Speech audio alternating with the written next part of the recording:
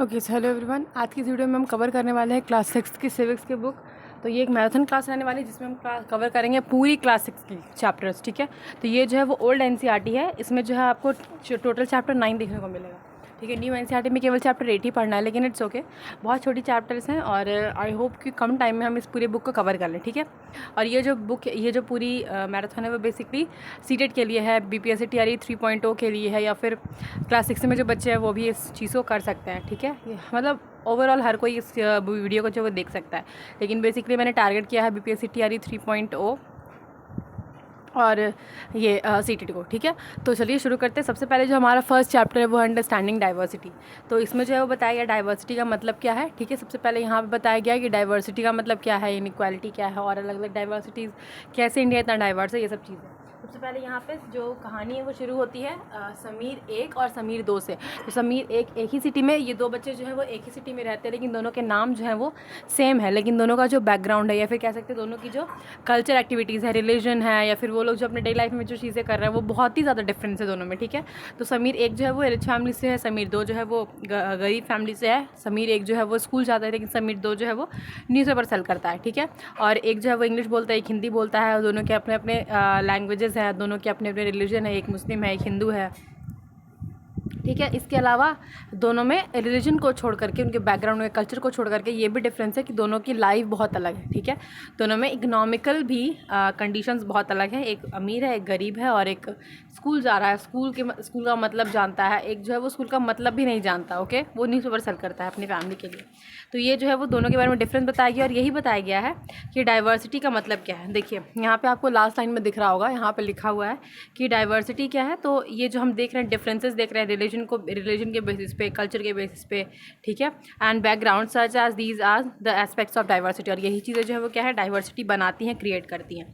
ठीक है, आगे यहाँ बताया गया इनइक्वालिटी के बारे में। तो इनइक्वालिटी क्या है, तो इनइक्वालिटी का मतलब होता है ना, जब किसी एक व्यक्ति को हम दूसरे व्यक्ति के कंपैरिजन में सारी अपॉर्चुनिटीज़, सारी चीज़ें, फैसिलिटीज़, रिसोर्सेज जो है वो प्रोवाइड करते हैं, लेकिन एक व्यक्ति को हम प्रोवाइड नहीं करते हैं, यही इनइक्वालिटी कहलाती है। चलिए मैं आपको एक बहुत ही अच्छा एग्जांपल देती हूँ। जैसे फॉर एग्जांपल, अगर आप 2 सिबलिंग्स हैं, ठीक है, और एक को जो है आपके पेरेंट्स सब कुछ प्रोवाइड करवा रहे हैं, स्कूल भेज रहे हैं, उन्हें सारे रिसोर्सेज दे रहे हैं, और एक को जो है वो कुछ भी नहीं मतलब दिया जा रहा है, तो वो क्या हो गया, वो इनइक्वालिटी कहलाएगा कि उनको हम एक को अपॉर्चुनिटी दे रहे हैं, रिसोर्स दे रहे हैं, लेकिन दूसरे को हम नहीं कुछ दे रहे हैं। ठीक है, तो यही चीज़ें जब सोसाइटी में होती हैं तो हम इन्हें इसे इनइक्वालिटी कहते हैं। यही चीज़ें जो है वो कब होती हैं, जैसे कास्ट के बेसिस पे। कास्ट सिस्टम भी क्या है, इनइक्वालिटी का ही एक एग्जांपल है। जैसे हम क्या करते हैं कास्ट सिस्टम में, लोगों को जो है वो उनके कास्ट के बेसिस पे उनको अपॉर्चुनिटी देते हैं कि नहीं, अगर तुम इस कास्ट से बिलोंग करते हो तुम यही काम कर सकते हो, राइट। जैसे कि फॉर एग्जांपल एक पॉटर है तो उसका बेटा भी हम ये सोचते हैं कि पॉटर ही बनेगा, राइट। लेकिन ये चीज़ जो है वो क्या है, इनइक्वालिटी को दर्शाती है। ठीक है, आगे यहाँ बताया गया है वाई डज डाइवर्सिटी डाइवर्सिटी जो है वो कैसे डाइवर्सिटी जो है वो हमारे लाइफ में बहुत ही अलग अलग रोल प्ले करता है। ठीक है, और कैसे इतनी डाइवर्सिटी जो है वो अगर मतलब हमारे लाइफ में डाइवर्सिटी जो है वो क्या ऐड करता है। ठीक है, क्यों ज़रूरी है हमारे लाइफ में डाइवर्सिटी, ये बताया गया है। तो यहाँ पे बताया गया है एक स्टोरी के माध्यम से कि मान लीजिए फॉर एग्जाम्पल कि हम जो स्टोरीज़ लिखते हैं, हम बहुत सारी स्टोरीज़ लिखते हैं, या फिर बहुत सारे स्टोरी टेलर्स होते हैं, वो बहुत सारी कहानियाँ लिखते हैं, मूवी लिखते हैं राइटर्स, राइट। तो हम देखते हैं कि ना मूवीज़ में बहुत ज़्यादा कलर्स होते हैं, बहुत ज़्यादा अलग अलग चीज़ें होती हैं, अलग अलग डांस परफॉर्म होता है, सॉन्ग होता है, अलग अलग लैंग्वेजेस होते हैं, है ना, और बहुत सारी चीज़ें हम न्यू देखते हैं मूवीज़ में। लेकिन अगर ऐसा होता कि फॉर एग्जांपल जो जितने भी राइटर्स हैं, ठीक है, वो ऐसी जगह पे रहते जहाँ पे सब कुछ सेम रहता। ठीक है, उनका कल्चर, उनका रिलीजन, उनका मतलब कलर, फिर उसके बाद उनकी मतलब उनके आसपास के लोग, सब कुछ, सारा घर वर, उनका बैकग्राउंड सब कुछ सेम रहता। तो क्या हम इतनी डाइवर्सिटी, इतनी वैराइटीज़ हम किसी भी कहानी में या फिर किसी भी चीज़ों में हम देख पाते हैं? शायद ये नहीं हो पाता, राइट। तो डाइवर्सिटी हमारी लाइफ में जो है वो कलर ऐड करता है, वैराइटीज़ ऑफ थिंग्स ऐड करता है, न्यू न्यू एक्सपीरियंस ऐड करता है। तो डाइवर्सिटी जो है वो बहुत ज़रूरी है हमारी लाइफ में। ठीक है, हमारी लाइफ को और ब्यूटीफुल बनाता है। यही डाइवर्सिटी का इंपॉर्टेंस है हमारी लाइफ में। आगे यहाँ पे है डाइवर्स इंडिया, कि इंडिया जो है वो कैसे इतना डाइवर्स और क्यों इतना डाइवर्स है। ठीक है, तो हम बोलते हैं कि इंडिया, या फिर हम ऐसे भी आप देखते हो कि इंडिया में जो है वैराइटीज़ ऑफ कल्चर फॉलो हो रहे हैं, बहुत सारे लैंग्वेजेस है, बहुत सारे रिलीजन है, बहुत सारे फंक्शंस जो है वो होते रहते हैं, बहुत सारी चीज़ें जो है वो अलग है एक दूसरे से, राइट। हमारे रिलीजन बहुत सारे हैं, हमारे कल्चर्स एक दूसरे से बहुत अलग है, हमें कलर एक दूसरे से बहुत ज़्यादा अलग अलग पसंद है, ठीक है। तो हमारे फैमिलीज़ में लैंग्वेजेस बहुत अलग अलग है, तो ये सारी चीज़ें जो है वो इंडिया को डाइवर्स बनाती हैं। और कहा जाता है कि India is a diverse country, ठीक है। यहाँ मतलब वेराइटीज़ ऑफ थिंग्स पाई जाती हैं, ठीक है। तो यहाँ का कल्चर, यहाँ का फूड, यहाँ का क्लोथ अलग अलग, और यहाँ की फेस्टिवल्स अलग अलग, ये हमारे इंडिया को और डाइवर्स बनाती हैं। वाई वी एक्सप्लेन डाइवर्सिटी, हम एक्सप्लेन जो है वो क्या, how do we explain diversity, क्या डाइवर्सिटी जो है वो कैसे आया होगा, या फिर कैसे इतना इंडिया या फिर अलग अलग कंट्रीज जो है वो डाइवर्स बना होगा, इसके बारे में बताया गया है। तो देखिए, बहुत पहले के टाइम में लोग जो है उनके पास इतनी ट्रैवलिंग की फैसिलिटीज़ जो है अवेलेबल नहीं थी, तो वो जब भी लोग एक जगह से दूसरी जाते थे तो क्या जाते, शिप से जाते थे, राइट।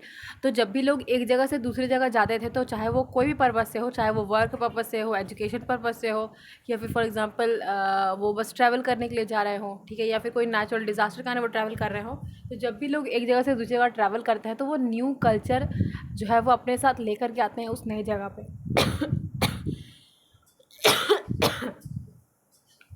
ठीक है, जैसे फॉर एग्जांपल इंडिया में आज हम चिली यूज़ कर रहे हैं, राइट। लेकिन ये जो चिली है वो अरब के द्वारा लाए गए ट्रैवलर्स के द्वारा, या फिर कॉफ़ी जो है वो अरब या फिर बहुत सारे ट्रैवलर्स जो बाहर की कंट्रीज से आए थे, वो अपने साथ ये कुछ सीड्स लेकर आए थे, और जब उन्होंने इंडिया में उसे ग्रो किया तो आज हम उससे बहुत ज़्यादा फेमिलियर हो गए। तो हमारे कल्चर का आज पार्ट बन गया चिली और कॉफ़ी और जो भी चीज़ें हैं, ठीक है, इवन टी, राइट। तो ये क्या हो गया, टी भी जो है वो बाहर दूसरे देशों से लाया गया था। तो ये क्या बना रहा है, हमारे कल्चर को और डाइवर्स बना रहा है। तो जब लोग जब ट्रैवल करते हैं एक जगह से दूसरी जगह, तो अपने साथ केवल लोग खुद ही ट्रैवल नहीं करते, उनके साथ बहुत सारी उनकी रिलीजन, कल्चर, उनके लैंग्वेज, उनका फूड कल्चर, ठीक है, उनका क्लोथिंग सिस्टम, ये सारी चीज़ें भी क्या होती हैं, ट्रैवल करती है साथ में। तो ये क्या होता है, जब वो दूसरे देश का लोग जब मतलब उस देश के लोग से मिलते हैं, तो यहाँ पे क्या होता है, मिक्सचर होता है डिफरेंट डिफरेंट कल्चर्स का, और एक नया कल्चर जो है वो इमर्ज होता है, राइट। तो इस तरह से चीज़ें जो है वो डाइवर्स होती हैं। आगे जो है वो डाइवर्सिटी इसलिए भी है ना, क्योंकि ना अलग अलग जगह पे अलग अलग जोग्राफिकल लोकेशंस हैं। जैसे फॉर एग्जांपल लद्दाख के लोग जो है उनका अलग क्लोथिंग सिस्टम है, क्योंकि उनका वहाँ पे जोग्राफिकल, वहाँ पे उनका क्लाइमेट बहुत ज़्यादा ठंडा है। लेकिन अगर मैं बात करूँ केरला के लोगों की या फिर गोवा के लोगों की, तो वहाँ पे जो क्लोथिंग सिस्टम है वो बहुत अलग है, राइट। दोनों दोनों का जो है वो क्लोथिंग सिस्टम अलग है, दोनों का फूड कल्चर अलग है। जैसे कि फॉर एग्जांपल साउथ में लोग कोकोनट ऑयल यूज़ करते हैं, लेकिन अगर आप जानते होंगे नॉर्दर्न इंडिया में तो हम लोग ज़्यादा फॉर एग्जांपल सरसों यूज़ करते हैं एज एन ऑयल, राइट। तो ये भी डिफरेंस जो है वो हमारे फूड कल्चर अलग अलग है, क्योंकि हमारा जोग्राफिकल कंडीशन अलग अलग है, हमारे क्लाइमेट, हमारे एग्रीकल्चर जो है वो अलग अलग हम लोग प्रैक्टिस करते हैं, इसलिए हमारे इतना डाइवर्सिटी जो है हमारे कंट्री में है, या फिर कह सकते हैं कहीं भी मतलब अलग अलग कंट्रीज में भी इसी वजह से डाइवर्सिटी है, ठीक है। जैसे यहाँ पे एग्जांपल दिया गया है लद्दाख के बारे में, ठीक है, लद्दाख और केरला के बारे में कि कैसे दोनों जो स्टेट्स हैं वो डिफरेंट हैं, ठीक है। तो बताया गया कि जो लद्दाख है, लद्दाख जो है वो क्या है, एक बेसिकली एक ऐसा जगह है जिसे हम डेजर्ट कह सकते हैं। और कैसा डेजर्ट है, ये कोल्ड डेजर्ट है, ठीक है। मतलब डेजर्ट मतलब होता है जहाँ पे बहुत ही कम बारिश होती है, राइट। और कोल्ड डेजर्ट क्यों, क्योंकि यहाँ पे हमेशा स्नोफॉल जो है वो होते रहता है, ठीक है। तो Ladakh is a cold desert, जो ईस्टर्न पार्ट में कहाँ है, जम्मू कश्मीर में, ठीक है। मतलब ये जो है वो तब की बुक है जब जम्मू कश्मीर और लद्दाख एक हुआ करता था।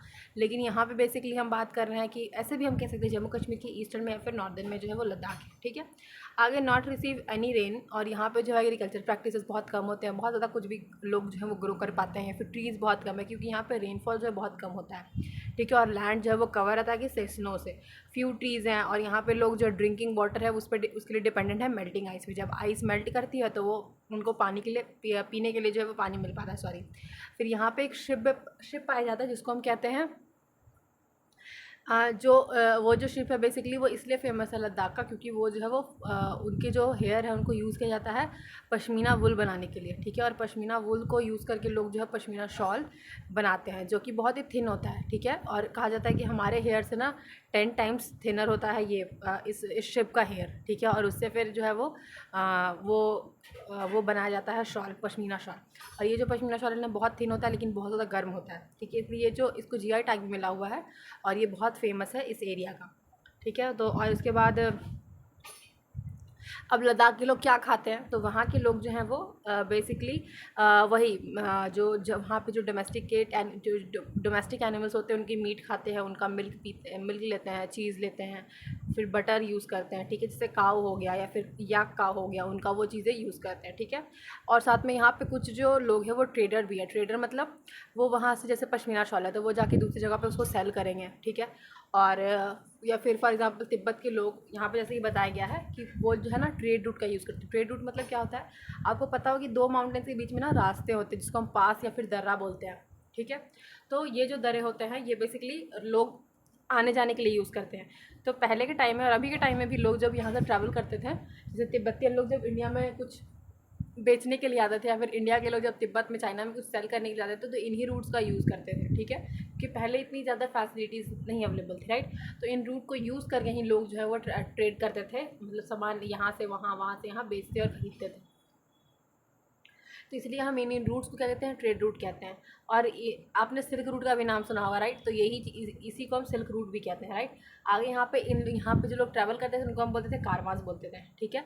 और जैसे यहाँ पे ज़्यादा लोग जो है वो तिब्बत से यहाँ पे आते थे ट्रैवल करने के लिए, ठीक है। Caravans travel to what is today called Tibet. और कारवांस जो है वो किसको कहा गया, तिब्बत से लोग जो यहाँ पे ट्रेड करने के लिए आते थे, ट्रैवल करने के लिए आते थे, ठीक है, उन्हें हम यहाँ पे कारवा कहते हैं। जिसको हम आज हम कह रहे हैं क्या, तिब्बत कह रहे हैं, ठीक है। कारवांस कैरी टेक्सटाइल, और ये क्या लेकर आते थे अपने साथ और क्या लेकर जाते थे, तो वो टेक्सटाइल यानी कि क्लोथ्स, फिर उसके बाद स्पाइसेस, मसाले, रॉ सिल्क यानी कि सिल्क के लिए मतलब सिल्क का जो भी है वो लेकर आते थे, और कारपेट्स, ठीक है। ये सारी चीज़ें जो है वो ट्रेड होती थी। और यहाँ पे जो है वो ज़्यादातर बौद्धिस्ट लोग और इस्लाम के लोग यहाँ पे रहते हैं, ठीक है। और यहाँ पे क्या बताया गया है कि Buddhist reaches Tibet Ladakh is called the little Tibet. और बहुत सारे बौद्धिस्ट जो है वो तिब्बत से लद्दाख में का शिफ्ट हो गए, राइट। इसलिए हम इसे लिटिल तिब्बत भी कहते हैं लद्दाख को।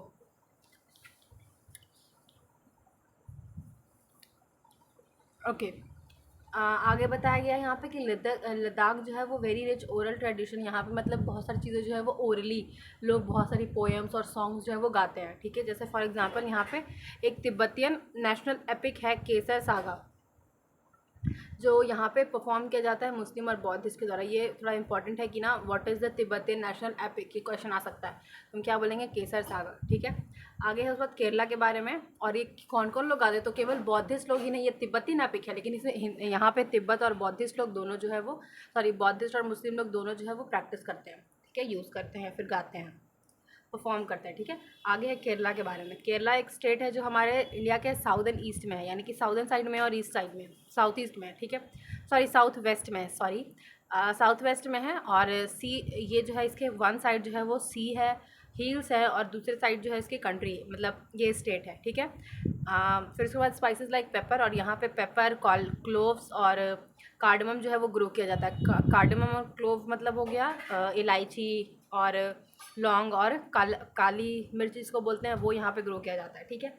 ये सारी चीज़ें होती है सबसे पहले जो यहाँ पे, और आपको पता है काली मिर्च तो यहीं की है, लेकिन फॉर एग्जांपल ओके, यहाँ पे बताया गया है कि सबसे पहले जो ट्रैवलर थे वो कौन आए थे, जूइश थे और अरब ट्रैवलर थे जो यहाँ पे सबसे पहले आए थे, ठीक है, केरला में। जैसे यहाँ पे apostle of Christ and Thomas, ठीक है, स्टीफन थॉमस जो है वो is believe to have come here near by 2000 year ago, यानी कि सबसे पहले जो ट्रैवलर थे यही दोनों थे, एक जूइश है ये ऑप्स्टोल ऑफ क्रीस्ट, और जो थॉमस है वो कौन है, Arab, I don't know which one is Jewish और which one is Arab traveller, लेकिन ये दोनों जो ट्रैवलर सबसे पहले जो केरला में जो है वो आए थे एज अ ट्रेडर और ट्रैवलर, ठीक है, सबसे पहले इन लोग आए थे।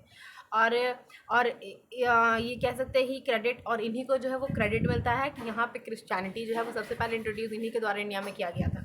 आगे से बाद एक और अरब ट्रैवलर जिसका नाम है इब्न बतूता, जो यहाँ पे आया था और बहुत साल तक उसने ट्रैवल किया, ये अराउंड 700 ईयर पहले जो है वो यहाँ पे आ चुका है, ठीक है। और इसने एक बुक भी लिखी है, आई थिंक उस बुक का नाम है किताबुल हिंद, और आप इसे चेक कर सकते हैं, क्लास 12 की NCERT हिस्ट्री में दे रखा है इसके बारे में, ठीक है। तो ये यहाँ पे आया था और उसने ना एक बुक लिखी, और उसने अपनी बुक में बताया कि यहाँ पे रहने वाली जो कम्युनिटी है, मुस्लिम लोग हैं, वो बहुत ज़्यादा अच्छे हैं, और मतलब बहुत ही मतलब रिस्पेक्टफुल कम्युनिटी जो है वो है मुस्लिम कम्युनिटी यहाँ पे, ठीक है। और उसने बहुत सारी चीज़ें इंडिया को डिस्क्राइब किया है इसमें। आगे इसके बाद बताया गया है कि यहाँ पे बहुत सारे पुर्तगाली भी हैं। जैसे कि आपने पढ़ा होगा, अगर आप मॉडर्न हिस्ट्री अगर आपने पढ़ा होगा तो पता होगा, सबसे पहले जो ब्रिटिश या फिर सबसे पहले जो पुर्तगाली लोग जो यूरोप से लोग आए थे वो केरला में सबसे पहले आते हैं, ठीक है। जैसे वास्को डी गामा, तो वास्को डी गामा जो है वो 1498 में जो है वो इंडिया में आता है, केरला के ही पोर्ट पे, ठीक है, कालीकट पोर्ट, कालीकट जिसको बोलते हैं वहाँ पे। और उसने भी यहीं पे सबसे पहले यहाँ पे आया था। और यहाँ बताया गया कि ये केरला जो है वो, यहाँ पे इतने सारे ट्रैवलर्स आए, इतने सारे लोग आए, इसलिए केरला का जो रिलीजन है या फिर उस स्टेट का जो रिलीजन है वो बहुत डाइवर्स है, बहुत ज़्यादा डाइवर्सिटी है, क्योंकि यहाँ पे हर रिलीजन के लोग भी पाए जाते हैं। जूइस भी हैं, बौद्धिस्ट भी हैं, मुस्लिम भी हैं, हिंदुज़म भी है वहाँ पे, ठीक है, और चाइनीज़ भी हैं। तो बहुत सारे रिलीजन जो है वो आपको यहाँ पे केरला में आपको देखने को मिलेगा, ठीक है।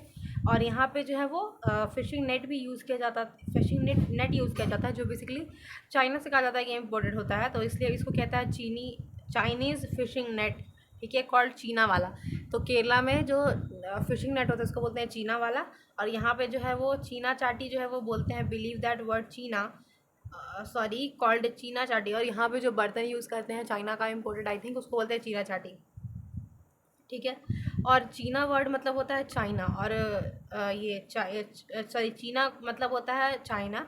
The fertile and the climate are suits to growing rice and, मतलब यहाँ पे चीना का मतलब है चाइना से, ठीक है, कि चाइना से आए हुए यूटेंसिल, चाइना से आए हुए नेट जो है वो बेसिकली यहाँ पे यूज जो होते हैं चीना वाला, यूटेंसिल्स को, बर्तनों को। और चीना वाला बोलते हैं नेट को, जो फिशिंग के लिए यूज़ करते हैं लोग। और चीना चाटी बोलते हैं यहाँ पे लोग बेसिकली किसको, यूटेंसिल्स को, बर्तनों को, ठीक है। आगे है कि यहाँ पे जो है वो केरला में बहुत फर्टाइल लैंड होता है, ठीक है, इसलिए यहाँ पे जो है वो राइस बहुत अच्छे से उग जाता है, स्पाइसेस बहुत अच्छे से उग जाते हैं। तो आपको पता होगा कि केरला को हम मसालों का राजा भी कहते हैं, राइट। और यहाँ पे राइस उगता है, यहाँ के लोग राइस, फिश और वेजिटेबल जो है वो उनका बेसिक फूड है। तो आप देख रहे हैं यहाँ पे डिफरेंस, लद्दाख के लोग क्या खा रहे हैं, मीट खा रहे हैं, और वहाँ के जो डोमेस्टिक एनिमल्स है, मिल्क, ये सब वो उस पर डिपेंड है। लेकिन यहाँ के लोग क्या है, राइस खा रहे हैं, ठीक है। यहाँ के लोग जो है उनका यहाँ पे डाइवर्सिटी बहुत ज़्यादा है, लेकिन वहाँ पर डाइवर्सिटी कम है। वहाँ पर लोग ट्रैवल कर रहे हैं तो क्या क्या यूज़ कर रहे हैं, मतलब ट्रैवलर को वहाँ पे दूसरा चीज़ बोला जा रहा है, यहाँ पे ट्रैवलर्स कुछ अलग तरह के हैं, ठीक है। तो यही सारी चीज़ें जो है वो दोनों में अंतर है। ये एक कोस्टल एरिया है, वहाँ पे वो माउंटेन हिली एरिया है, राइट। तो ये सारी अंतर जो है वो चीज़ों में है। आगे है यूनिटी इन डाइवर्सिटी, कि डाइवर्सिटी जो है वो क्यों, मतलब डाइवर्सिटी बहुत ज़रूरी है, और मतलब यूनिटी, डाइवर्सिटी से ही यूनिटी जो है वो बनता है, ठीक है। लोग जो एक साथ रहना सीखते हैं, अगर लोग एक साथ रहेंगे तो डाइवर्सिटी भी ग्रो करेगा, और डाइवर्सिटी अगर होगी तो यूनिटी भी होगा, ठीक है। ये सारी चीज़ें यहाँ पे आगे तो बताया गया है। यहाँ पे लास्ट में डिस्कवरी ऑफ इंडिया जो एक बुक है जो लिखी गई है जवाहरलाल नेहरू के द्वारा, वो है यहाँ पे। और उसमें बताया है, उस बुक में जवाहरलाल नेहरू ने डाइवर्सिटी ऑफ इंडिया बुक में भारत की खोज, जिसे हम हिंदी में कहते हैं, राइट, उसमें बताया है क्या, कि India unity is not something impose from the outside, but rather it was something deeper and with in its fold. The wider tolerance of belief and custom was practiced, and every variety acknowledged and even encountered। क्या है इसका मतलब, कि India की जो unity है वो कोई ऐसी चीज़ नहीं है जो बाहर से किसी ने उस पर थोपी है, ठीक है, कि मतलब तुम्हें यूनाइटेड रहना है, तुम्हें डाइवर्स रहना है, ऐसी बातें नहीं है, ठीक है। ये जो है ना वो लोगों के अंदर में है, मतलब बहुत गहरी चीज़ है जो लोगों में, मतलब ये यूनिटी जो है वो लोगों के अंदर है, और यही इंडिया को इंडिया बनाती है, यूनिटी ही है हमारी, ठीक है। और यहाँ पे इतना ज़्यादा वायलेंट, यहाँ पे इतना सारा कस्टम्स है, बिलीव्स है, मतलब अलग अलग लोग प्रैक्टिसेस हैं, अलग अलग रिलीजन के लोग हैं, अलग अलग सबके कस्टम्स हैं, अलग अलग फेस्टिवल है, अलग अलग सबका मतलब रहन सहन है, लेकिन फिर भी लोग क्या है, यूनाइटेड है, एक साथ रहते हैं। और यही इंडिया क्या बना रहा है, इंडिया बना रहा है। और इंडिया तभी तक है जब तक ये यूनिटी है, राइट। तो ये बहुत बड़ी बात है, और यही चीज़ यहाँ बताई गई है। फिर इंडिया नेशनल एंथम जो है वो कंपोज किया गया रविन्द्रनाथ टैगोर के द्वारा। This is the whole chapter of unity and understanding diversity, right. आगे उसके बाद diversity and discrimination, chapter number 2। इसमें हम बात करेंगे डाइवर्सिटी जो है वो उसके नेगेटिव पॉइंट को। फर्स्ट चैप्टर में हमने डाइवर्सिटी का जो पॉजिटिव थिंग था वो हमने कवर किया, राइट। इसमें हम देखेंगे डाइवर्सिटी का नेगेटिव एस्पेक्ट्स, कि ये डाइवर्सिटी से क्या क्या किसी कंट्री पे नेगेटिव एस्पेक्ट जो है वो उसके क्या क्या हैं, ठीक है, या फिर उसके डिमेरिट्स क्या क्या हैं, ठीक है। अगर हम देखिए कोई भी चीज़ अगर हम उसे पॉजिटिव वे में ले रहे हैं तो वो हमारे लिए पॉजिटिवली काम करेगा। अगर हम उस चीज़ को अगर हम यूज़ ही कर रहे हैं कि वो हम पे नेगेटिव इम्पैक्ट डाले तो वो हम पे नेगेटिव इम्पैक्ट ही डालेगा। ठीक है, तो डाइवर्सिटी अच्छी भी है बुरी भी है, हम उसे कैसे लेते हैं वो बेसिकली ज़रूरी है। ठीक है, तो यहाँ पे डाइवर्सिटी में बताया गया, सबसे पहले इस चैप्टर में बताया गया क्या कि हमारे पूरे वर्ल्ड में जो है देयर आर 8 मेजर रिलीजन। 8 जो है वो मतलब सबसे कह सकते हैं कि सबसे 8 जो है वो दुनिया में रिलीजन जो है वो फॉलो किए जाते हैं, मतलब जो मेजर रिलीजन्स हैं। ठीक है, वो सारे जो क्या क्या हिंदुज़म है, इस्लाम है, फिर उसके बाद क्रिश्चियनिटी है, सिख है, बौद्धिज़्म है, जैनिज़्म है, फिर जूइश है और एक जोरास्थियम भी होता है, वो भी रिलीजन जो है वो है। और ये सारे रिलीजन जो 8 मेजर रिलीजन है वो इंडिया में ही प्रैक्टिस होते हैं। आपको मतलब हर रिलीजन के लोग जो है वो इंडिया में मिल जाएंगे, और ये चीज़ बहुत कम है पूरे वर्ल्ड में। ठीक है, इंडिया में लोग 1600 से ज़्यादा लैंग्वेजेस जो हैं वो बोलते हैं। ठीक है, तो ये सारी चीज़ें जो है बताई गई हैं। आगे इसके बाद बताया गया है क्या, प्रीजुडिश का मतलब। प्रीजुडिश मतलब क्या होता है, तो प्रीजुडिश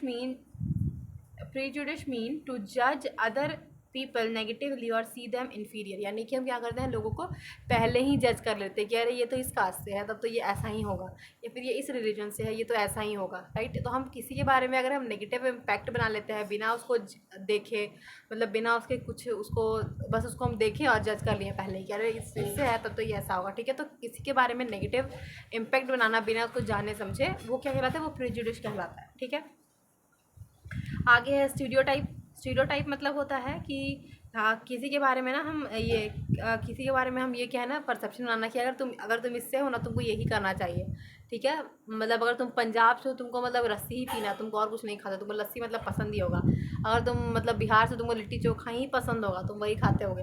या फिर तुम अगर ये क्या कहते हैं, अगर तुम फॉर एग्जांपल अगर साउथ से हो तो तुमको लुंगी ही पहनना चाहिए। तो ये सब क्या, ये स्टीरियोटाइप्स है। या फिर फॉर एग्जांपल अगर हम बोलते हैं किसी लड़का का रो रहा है तो हम कहते हैं ना कि तुम लड़का हो के रो रहे हो। तो ये सारी चीज़ें क्या है, स्टीरियोटाइप है, जो हम किसी व्यक्ति से किसी चीज़ को हम बांध देते हैं कि नहीं तुम अगर ये हो तो तुम्हें यही करना है। ठीक है, तो ये हमारा क्या कहलाता है, स्टीरियोटाइप कहलाता है। और यहाँ पे देखिए डेफिनेशन है कि when we fix people on into a one image is create a stereotype. Stereotype का मतलब जब हम किसी एक व्यक्ति को किसी एक चीज़ से इमेजिन कर ले कि नहीं अगर यहाँ से है तो वैसा ही होगा। राइट, तो ये स्टीरियोटाइप कहलाता है। Stereotype stop us from looking each other as a unique individual. और अगर हम किसी बारे में स्टीरियोटाइप अगर मतलब कॉन्सेप्ट बना लेते हैं कि अगर ऐसा ही होगा तो हम उसके बारे में न्यू चीज़ें जो है वो हम या फिर यूनिक जो है वो हम चीज़ें नहीं देख पाते हैं। ठीक है, उसको हम उसी परसेप्शन से देखते हैं जो हम सोचते हैं अपने दिमाग में। राइट, तो ये हमें जो एक यूनिक मतलब विजन देता है, यूनिक चीज़ हमें सिखाता है, वो हमें रोक देता है। ठीक है, स्टीरियोटाइप। आगे है इनइक्वालिटी एंड डिस्क्रिमिनेशन। इनइक्वालिटी जो है वो क्या है, हमने फर्स्ट चैप्टर में डिस्कस किया था कि किसी को अपॉर्चुनिटी और रिसोर्स जो है वो किसी अदर व्यक्ति के कंपैरिजन में कम मिले या ना मिले, वही इनइक्वालिटी कहलाएगा। ठीक है, जैसे इनइक्वालिटी जो है वो साथ साथ मनी के बेसिस पे भी होता है, इकोनॉमिकल कंडीशन के भी, कि कोई आदमी बहुत अमीर है कोई आदमी बहुत गरीब है, तो ये क्या है, इनइक्वालिटी ही है। ठीक है, तो वही चीज़ यहाँ पे कि इनइक्वालिटी और डिस्क्रिमिनेशन मतलब क्या है। तो डिस्क्रिमिनेशन मतलब है discrimination happen when people act on their prejudice और स्टीरियोटाइप। डिस्क्रिमिनेशन हम कब करते हैं, जब हम किसी व्यक्ति को ना डिस्क्रिमिनेशन करना मतलब भेदभाव करना। ठीक है, मतलब अगर किसी व्यक्ति के बारे में अगर हम परसेप्शन मान लें कि नहीं ये तो यही करेगा, मतलब फॉर एग्जांपल अगर हम ये बना लें कि ना अच्छा ये तो मतलब लड़की है तो ये मतलब गुड़िया से ही खेलेगी, तो हम क्या कहते हैं मतलब हम कंपेयर करते हैं फॉर एग्जांपल, या फिर फॉर एग्जांपल हम ये स्टीरियोटाइप बना लेते हैं। एक बहुत अच्छा एग्जांपल है, जैसे हम ये बना लेते हैं स्टीरियोटाइप की ना मुस्लिम गर्ल्स जो है वो पढ़ती नहीं है, मतलब स्कूल उनको जाना अलाउड नहीं है। राइट, तो हम क्या करेंगे कि अगर फॉर एग्जांपल हमारे घर में अगर कोई मुस्लिम गर्ल आती है, अगर वो कोई बुक उठाएगी तो हम क्या बोलेंगे कि नहीं तुम क्यों छू रहे हो। ठीक है, तो ये क्या कर रहे हैं, हम डिस्क्रिमिनेशन कर रहे हैं। अपने बच्चों को तो पढ़ा रहे हैं लेकिन हम ये परसेप्शन बनाते हैं कि नहीं कोई मुस्लिम लड़की नहीं पढ़ेगी, तो ये क्या है, ये बेसिकली एक डिस्क्रिमिनेशन है। या फिर हम भेदभाव कर रहे हैं कि अगर ये है, अगर किसी रिक्शा पुलर का बच्चा है या फिर कोई पुअर फैमिली से है तो ये तो पढ़ेगा ही नहीं। ठीक है, इसको तो मतलब पढ़ने का कोई हक ही नहीं है। तो इस तरह की चीज़ें जो अपने दिमाग में बनाना, ये कह रहा था डिस्क्रिमिनेशन। तो स्टीरियोटाइप और इनइक्वालिटी के बेसिस पे हम क्या करते हैं, स्टीरियोटाइप और इनइक्वालिटी के बेसिस पे हम क्या करते हैं, डिस्क्रिमिनेशन करते हैं, भेदभाव करते हैं कि नहीं मतलब अगर ये हम किसी बारे में अगर प्रेजुडिस बना नेगेटिव परसेप्शन बना अपने दिमाग में, तो क्या होगा, उससे हम डिस्क्रिमिनेशन मतलब शुरू होती है। ठीक है, तो डिस्क्रिमिनेशन का मेजर कारण क्या है, प्रेजुडिस और स्टीरियोटाइप। ठीक है, diversity can also be a source of discrimination. Diversity भी जो है वो हो सकता है डिस्क्रिमिनेशन का सोर्स। कैसे, group of people who speak a certain language, follow a practical religion, live in a specific religion etc., may be discriminated again, and their custom and practice may be by seen as inferior. यानी कि for example अगर मान लीजिए कोई आदमी है वो किसी कल्चर को ही मतलब कोई अलग रिलीजन से है हमारे, तो हम क्या करते हैं, हम तो उस अपने अपने अपने अपने रिलीजन एक्टिविटी में इन्वॉल्व नहीं करेंगे कि नहीं ये तो मतलब शायद नहीं प्रैक्टिस करेगा हमारा फेस्टिवल, लेकिन ऐसा नहीं है। लोग जो है वो एक दूसरे की फेस्टिवल एंजॉय करते हैं। तो ये क्या कर रहे हैं, हम डिस्क्रिमिनेशन कर रहे हैं। हमने अपने एक पड़ोसी, हमारा फॉर एग्जांपल अगर कोई मुस्लिम है एक हिंदू है और हमारे घर में कुछ होने वाला है फेस्टिवल, ठीक है, जो हमारे रिलीजन से बिलोंग करता है, तो हम क्या करेंगे, मतलब हिंदू को बुलाएंगे, उसी को नहीं बुलाते हैं। तो ये क्या है, ये डिस्क्रिमिनेशन ही है बेसिकली, कि हम सोच लेते हैं पहले ही कि नहीं ये तो आएगा ही नहीं, ठीक है। तो ये चार चीज़ें क्या है, डिस्क्रिमिनेशन कहलाती है। डाइवर्सिटी के कारण भी हो सकता है। A common stereotype about Muslim girl, देखिए यही मैं एग्जांपल आपको दे रही थी कि a common stereotype about Muslim girl that they are not interested in educating girls, यानी कि हमने ये परसेप्शन बना लिया है, हम ये क्या करते हैं, स्टीरियोटाइप हमारे दिमाग में ये है कि जो मुस्लिम गर्ल्स हैं वो स्कूल नहीं जाना प्रेफर करते हैं, या फिर मुस्लिम लोग गर्ल्स को स्कूल भेजना प्रेफर नहीं करते, लेकिन ऐसी बात नहीं है, ठीक है। ऐसा कुछ नहीं है, मतलब वहाँ पे भी लोग जो है वो जाते हैं। एजुकेशन का रिलेशन कभी भी रिलीजन से नहीं होता है, बल्कि किससे होता है, पुअर और रिच से होता है। मतलब भाई पुअर है तो वो अफोर्ड नहीं कर सकते अगर वो स्कूल जाना, तब भी वो नहीं जाएगा स्कूल, ठीक है। ये चीज़ें फिर केरला में जो है वो बताया गया, केरला जो है वो एक ज़्यादातर वहाँ पे लोग जो है वो मुस्लिम हैं, लेकिन फिर भी वहाँ पे क्या है, बस सर्विसेज जो है वो बहुत सारी वहाँ पे जब बस सर्विस प्रोवाइड किया गया, ठीक है, मतलब यहाँ पे केरला का एग्जांपल ये दिया गया कि वहाँ पे बस सर्विस जब गवर्नमेंट ने प्रोवाइड किया तो वहाँ पे लड़कियों का एजुकेशन जो है वो बहुत बढ़ गया। लोग लड़कियाँ जो है वो ज़्यादा ट्रैवल करने लगी, ज़्यादा कहीं जाने लगी, ठीक है। तो फ्री बस सर्विस प्रोवाइड करने के कारण लड़कियाँ ज़्यादा घर से निकलने लगी और स्कूल वगैरह कॉलेज वगैरह वो जाना ज़्यादा प्रेफर करने लगी, ठीक है। आगे और वहाँ पे और इसका नतीजा यही हुआ कि रूरल एरिया में आज 60% जो टीचर है वो फीमेल्स हैं, ठीक है।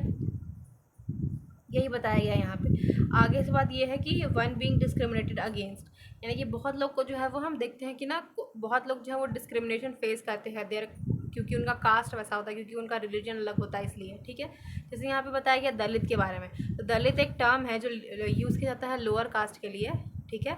तो यहाँ पे बताया गया कि या फिर अनटचेबल लोग, जो पहले मतलब लोग अनटचेबल प्रैक्टिसेस करते थे कि नहीं अगर ये उस कास्ट से है तो उसको टच नहीं करना है, या फिर ऐसा वैसा जो भी है। तो इसका ये जो है ये क्या है, एक तरह से डिस्क्रिमिनेशन ही है, ठीक है, उनके कास्ट की बेसिस पे। दलित मतलब होता है हैव बीन ब्रोकन, यानी कि कह सकते हैं जो पूरी तरह टूट गया है उससे हम बोलते हैं दलित, ठीक है। और जैसे आज हम यूज़ करते हैं जिन्हें हम रिजर्वेशन दे रहे हैं एसटी कास्ट के लोग या फिर एससी कास्ट के लोग, वो उनको हम क्यों रिजर्वेशन दे रहे हैं, क्यों हम उनके हम ऐसा कह सकते हैं कि उनको रिजर्वेशन तो वो इनइक्वालिटी है, लेकिन ऐसी बात नहीं है। हम उन्हें इसलिए वो रिजर्वेशन दे रहे हैं क्योंकि वो उन्होंने अपने अर्ली पीरियड में बहुत ज़्यादा वैसा कुछ डिस्क्रिमिनेशन सहा है, तो हम चाहते हैं कि हम इक्वालिटी तो कर साथ में इक्विटी भी करें, ठीक है। इक्विटी मतलब क्या होता है, इक्विटी मतलब होता है जैसा कि आप जानते हो कि इक्वालिटी और हमारा जो कॉन्स्टिट्यूशन है या फिर हमारा जो इंडिया है वो एक ऐसा कंट्री है ना जो इक्वालिटी तो देता ही है मतलब लोगों को कि लोग सब लोग इक्वल है, लेकिन जो लोग बहुत दबे हुए हैं या फिर जिनको और ज़्यादा थोड़ा पुश करने की ज़रूरत है ऊपर उठने के लिए, उनको हम रिजर्वेशन दे रहे हैं, ठीक है। तो वही चीज़ यहाँ बताई गई है। आगे इसके बाद है कि bottom of ladder we seen the unworthy and the untouchable, और जो मतलब जिन्होंने बहुत ज़्यादा सहा है वो होते हैं हमारे कंट्री के कह सकते हैं, या फिर हमारे आसपास के वो लोग जो पहले कभी अनटचेबल जो है वो प्रैक्टिस फॉलो करते होंगे, ठीक है। अगर आपने देखा होगा फॉर एग्जांपल कौन सी मूवी थी, हाँ द माउंटेन मैन, आपको उसमें जो है वो अनटचेबिलिटी और कास्ट सिस्टम को ना बहुत ज़्यादा अच्छे से दिखाया गया, कितना ज़्यादा वहाँ पे डीप था कास्ट सिस्टम, ठीक है। और कैसे जब वहाँ पे रूल आया, जब मतलब वहाँ बताया गया वो सीना जब इंडिया में ये रूल बन गया था कि आज से कोई भी छुआछूत जो है वो नहीं करेगा, छुआछूत जो है वो क्या हो जाएगा, क्राइम हो जाएगा, आज से उसको क्राइम में कंसिडर किया जाए। तो आप देख सकते हैं उस मूवी में, ठीक है, इस चीज़ को जो है बताया गया है। आगे बताया गया भीमराव अम्बेडकर के बारे में कि भीमराव अम्बेडकर जो है वो उन्होंने सबसे पहले जो है वो एक्सपीरियंस किया था कास्ट बेसिस पर डिस्क्रिमिनेशन, भेदभाव, कब, जब वो बहुत छोटे थे, 9 साल के थे तब, ठीक है। क्योंकि वो एक महार जो कास्ट है उससे बिलोंग करते थे, इसलिए उन्हें ये डिस्क्रिमिनेशन फेस करना पड़ा था 1901 में, ठीक है। ये जो है वो महाराष्ट्र से बिलोंग करते थे और उनके फादर जो हैं, इस फादर इज़ कोई क्या है, Goregaon, sorry he had gone with the, अच्छा 9 साल के जब वो अपने फादर से जो है वो मिलने के लिए गोरेगांव जो है वो गए थे महाराष्ट्र में, तब उन्होंने ये चीज़ फेस किया था, ठीक है। और यहाँ पे ये रविन्द्रनाथ टैगोर के बारे में बताया गया है कि रविन्द्रनाथ टैगोर जो है वो महार फैमिली से बिलोंग करते थे। Mahar is one of the community which were untouchable in Bombay presidency, यानी कि जब आज़ादी के पहले जो मतलब पहले स्टेट्स नहीं थे, आपको पता होगा कि प्रेसिडेंसीज़ में हमारा जो कंट्री है वो डिवाइडेड था, राइट। तो बॉम्बे प्रेसिडेंसी के अंडर में जो है वो आता था, बॉम्बे प्रेसिडेंसी जो है वहाँ ये रहते थे, और वहाँ पे जो महार कास्ट था वो अनटचेबिलिटी में कंसीडर किया जाता था। तो इसलिए जो है उनको डिस्क्रिमिनेशन ये फेस करना पड़ा, क्योंकि वो उस कास्ट से बिलोंग करते थे, जो उनको बहुत ज़्यादा हर्ट करता है, ठीक है। और आपने अगर भीमराव अम्बेडकर थोड़ा सा ही पढ़ा तो आपको पता होगा कि भीमराव अम्बेडकर कितना खिलाफ थे कास्ट सिस्टम के, ठीक है। आगे यहाँ पे भीमराव अम्बेडकर के बारे में बताया गया है कि भीमराव अम्बेडकर जो है वो उनका जन्म हुआ था 1891 में, और 1956 में उनकी डेथ हुई थी, ठीक है। ये क्वेश्चन आ चुका है BPSC TRE 1.1 में कि ना ये रविन्द्रनाथ टैगोर की डेथ कब हुआ था, ठीक है। आगे father of the Indian constitution and is also best known leader of the Dalit. और आज हम रविन्द्रनाथ टैगोर को किससे जानते हैं? फादर ऑफ कॉन्स्टिट्यूशन के नाम से जानते हैं, और ये और जानते हैं लीडर ऑफ दलित, ठीक है। उन्होंने दलित के लिए बहुत ज़्यादा काम किया है, ठीक है, ST कास्ट के लिए और अपने अनटचेबल्स के लिए, तो इसलिए उन्हें हम लीडर मानते हैं उनका। और ये महार कास्ट से बिलोंग करते थे। डॉक्टर अम्बेडकर जो है वो फर्स्ट पर्सन थे जो अपने कास्ट के जिन्होंने एजुकेशन कॉलेज की कंप्लीट किया था। और मैं मतलब ये डॉक्टर अम्बेडकर जो है वो बेसिकली ऐसे तो व्यक्ति थे जिन्होंने अपने कास्ट में सबसे ज़्यादा पढ़ाई की, साथ में वो और भी कास्ट में भी उन्होंने इतना ज़्यादा पढ़ाई किया ना कि मुझे लगता है कि कोई इतना आज तक का मतलब इंडिया में कोई लीडर रहा हो जिन्होंने मतलब अम्बेडकर से ज़्यादा पढ़ाई किया, ठीक है। तो अम्बेडकर जो है बहुत ज़्यादा एजुकेटेड था, हाईली एजुकेटेड पर्सन थे, ठीक है। और इन्होंने मतलब एजुकेशन, और ये मतलब लोगों को बोलते भी हैं कि ना, अपने कास्ट के लोगों को बोलते भी हैं कि ना यू हैव टू मतलब एजुकेशन मस्ट है ना, बहुत ज़्यादा ज़रूरी है। सो यहाँ पे और ये जो है वो इंग्लैंड गए थे एक लॉयर बनने के लिए, और मतलब इंग्लैंड गए और एक लॉयर बने, ठीक है। Encourage Dalit to send their childrens to school and colleges. और वो दलित को इनकरेज करते हैं कि अपने बच्चों को स्कूल और कॉलेज भेजो, ठीक है। लेकिन फिर बाद में अपने लाइफ में वो कन्वर्ट हो जाते हैं हिंदुज़म से बौद्धिज़्म में, ठीक है, बुद्धिज़्म में। फिर Dalit must have fight to caste system and work towards a society based on respect. और ये बोलते हैं कि दलित को जो है वो ज़रूर से ज़रूर काम करना चाहिए, किसको लेकर के? दलित को काम करना चाहिए अपने इम्प्रूवमेंट के लिए। कैसे? तो जो भी उनको रिस्पेक्ट अपनी सोसाइटी से नहीं मिल रहा है उसके लिए उन्हें काम करना चाहिए और फाइट करना चाहिए कास्ट सिस्टम के अगेंस्ट, ठीक है। तो यही चीज़ यहाँ पे बताया गया है। फिर उसके बाद है steering of equality. India become a nation in 1947, a leader to were considered about the difference kind of inequality that exist। और जब हमारा इंडिया जब आज़ाद हुआ था तब बहुत सारी डिस्क्रिमिनेशन, बहुत ज़्यादा कास्ट सिस्टम जो है वो बहुत ज़्यादा हावी था, ठीक है। तब भी उस टाइम इनइक्वालिटी बहुत ज़्यादा प्रैक्टिस जो है वो होती थी, ठीक है।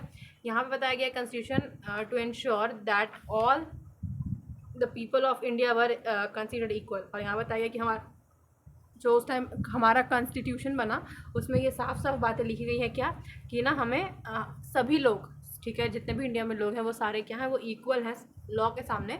सभी लोग को इक्वली ट्रीट किया जाएगा, भेदभाव नहीं किया जाएगा। The equality of all person is seen as a key value that unite us all are Indian. और ये जो इक्वालिटी है, ठीक है, यही हमारी यूनिटी को इंश्योर करती है कि अगर हम इक्वल हैं तभी तो हम यूनाइटेड रहेंगे। अगर हम भेदभाव करते रहेंगे तो हम क्या होंगे, हम बढ़ जाएंगे, राइट। तो यही चीज़ है जो हमारे लिए बहुत ज़रूरी है और हमें इंडियन जो है वो बनाती है। Everyone has equal right and opportunity. और हमारा कॉन्स्टिट्यूशन हर व्यक्ति को, हमारे देश में इक्वल राइट और इक्वल अपॉर्चुनिटी जो है वो देता है। Untouchability is seen as crime. और ये रूल बन गया था कि अनटचेबिलिटी जो भी प्रैक्टिस करेगा उसको एक अपराधी माना जाएगा, ठीक है। People are free to choose their kind of work, they are open to all people, they wish to do government job और ओपन टू ऑल पीपल। यानी कि फॉर एग्जांपल यहाँ बताया गया क्या कि सभी लोग को जो है वो इक्वल अपॉर्चुनिटी दिया जाएगा। सब अगर कोई चाहता है, चाहे वो किसी भी कास्ट किसी भी रिलीजन से बिलोंग करता हो, अगर वो चाहता है गवर्नमेंट जॉब में आने या फिर जो भी काम करना चाहता है वो चीज़ वो कर सकता है, ठीक है। Constitution also set that respect of diversity was a significant element. और कॉन्स्टिट्यूशन ये भी कहता है कि डाइवर्सिटी हमारे लिए बहुत ज़रूरी है, इसलिए हम डाइवर्सिटी को रिस्पेक्ट करें। अगर कोई दूसरे रिलीजन से है तो हम उसको डिस्क्रिमिनेट ना करें, या फिर अगर कोई अलग कल्चर फॉलो कर रहा है हमसे बहुत डिफरेंट है तो हम उसको रिस्पेक्ट करें और वो हमारे रीजन को रिस्पेक्ट दे, ठीक है। और ये चीज़ें जो है वो बहुत ज़रूरी है, बहुत इंपॉर्टेंट एलिमेंट है हमारे लिए इक्वालिटी के लिए, ठीक है। People must have a freedom to follow their religion, speak their language, celebrate their festival and express himself freely. हर कोई व्यक्ति जो है अपना रिलीजन फॉलो कर सकता है, अपना लैंग्वेज बोल सकता है, अपना फेस्टिवल को सेलिब्रेट कर सकता है और एक्सप्रेस कर सकता है अपनी फीलिंग्स को, ठीक है। नो वन लैंग्वेज रिलीजन और festival should become compulsory for all to follow. और कोई व्यक्ति ऐसा किसी पे ज़ोर ज़बरदस्ती भी नहीं है कि नहीं तुमको ये लैंग्वेज बोलना ही है। इसलिए आपको पता हो कि हमारे लैंग्वेज में कोई नेशनल लैंग्वेज नहीं है, राइट। कोई राष्ट्रीय भाषा नहीं है हमारे देश की, कोई राष्ट्रीय क्या सकते हैं, कोई त्यौहार नहीं है, कोई राष्ट्रीय लैंग्वेज नहीं, कोई रिलीजन नहीं है, राइट। हम हर रिलीजन को फॉलो कर सकते हैं, हर लैंग्वेज बोल सकते हैं, इसके लिए यहाँ हम आज़ाद हैं, ठीक है। India become a secular country, और इंडिया क्या बन गया, एक सेक्युलर कंट्री बन गया। सेक्युलर मतलब जहाँ पे हर धर्म के लोग हर धर्म को फॉलो कर सकते हैं, उसी को बोलते हैं सेक्युलर, ठीक है। आगे है freedom to practise and follow the religion without any fear of discrimination. और कोई भी किसी को भी डरने की ज़रूरत नहीं है कि वो कौन सा रिलीजन फॉलो करेगा, ठीक है। This seen as an important element of our unity, और ये बहुत ज़रूरी है हमारी यूनिटी को ये इंश्योर करता है, ठीक है। इंडिया जैसी कंट्री में बेसिकली ये जो है वो दिया हुआ है कॉन्स्टिट्यूशन का फर्स्ट पेज, यहाँ पे लिखा हुआ है we the people of India, और हम क्या है, सोवरेन डेमोक्रेटिक रिपब्लिक कंट्री है, और जस्टिस, लाइबिलिटी, इक्वालिटी, फर्टिनिटी, ये सब चीज़ें जो हमें मिलनी चाहिए मतलब बेसिकली हर इंडियन को मिलेगी। ये जो है वो देखिए, ये जो है ना, इसे हम कहते हैं प्रियम्बल, और ये जो है ना प्रियम्बल कहा जाता है कि ना पूरी कॉन्स्टिट्यूशन का समरी है। देख सकते हैं आप यहाँ पे वर्ड देख रहे हैं, जैसे for example we the people of India, ठीक है। मतलब हाँ, ये जो कॉन्स्टिट्यूशन ये किसके लिए है और ये कॉन्स्टिट्यूशन किसके द्वारा लिखा गया, तो हम लोगों के द्वारा ही लिखा गया, ठीक है। और एक सोवरेन डेमोक्रेटिक रिपब्लिक कंट्री है, ठीक है। सोवरेन डेमोक्रेटिक रिपब्लिक कंट्री मतलब क्या हुआ कि हमारा देश जो है वो एक गणतंत्र है और एक लोकतांत्रिक देश है, जहाँ पे हर लोग को आज़ादी है अपना नेता चुनने की, अपनी बात कहने की, ठीक है, और अपना रिलीजन फॉलो करने की, अपनी लैंग्वेजेस स्पीक करने की। और यहाँ पे लोगों को जस्टिस मिलेगा सोशली, इकोनॉमिकल एंड पॉलिटिकली, यानी कि चाहे वो सामाजिक हो, चाहे वो आर्थिक हो, चाहे वो राजनीतिक हो, हर तरह से लोगों को जस्टिस जो है वो दिया जाएगा। Liability of thoughts, experience, believe, faith and worship, यानी कि लोगों को लाइबिलिटी यानी कि फ्रीडम मिलेगा किसमें, अपने थॉट्स को एक्सप्रेस करने में, अपने एक्सपीरियंस को बताने में, अपने बिलीफ को फॉलो करने में, अपने फेथ को फॉलो करने में, अपने वर्शिप को फॉलो करने में, ठीक है। Equality of status end of opportunity, यानी कि लोगों को इक्वली जो है वो रिसोर्सेज का डिस्ट्रीब्यूशन होगा, इक्वल अपॉर्चुनिटी मिलेगी। लेकिन ऐसा अभी तो ऐसा नहीं है फ़िलहाल, हाँ, लेकिन काफ़ी हद तक जब हम बात कंपेयर करते हैं 1947 से लेकर आज के आज के इंडिया को, तो काफ़ी जो है वो हद तक इम्प्रूवमेंट हमें देखने मिलती है। लेकिन अभी ये इक्वालिटी पूरी इस्टेब्लिश नहीं हुई है, ठीक है। आके fraternity, ensuring the dignity of the individual and the unity of the nation. और इसमें जो है वो क्या बोला गया है कि फर्टिनिटी दिया जाएगा, यूनिटी ऑफ नेशन को जो है वो मतलब हम यूनिटी ऑफ नेशन जो है वो बनाए रखना चाहेंगे, ठीक है। और यही चीज़ जो है वो पूरे कॉन्स्टिट्यूशन में दी हुई है, ठीक है। तो ये रहा हमारा चैप्टर 2 जो है वो कवर हुआ, और यूनिट 1 जो है वो कंप्लीट हुआ। यही यूनिट 2 जिसमें चैप्टर नंबर 3 है व्हाट इज़ गवर्नमेंट। इसमें हम बात करेंगे गवर्नमेंट का मतलब क्या है, इसमें हम बात कर रहे हैं गवर्नमेंट का मतलब क्या है और गवर्नमेंट से हम क्या समझते हैं, ठीक है।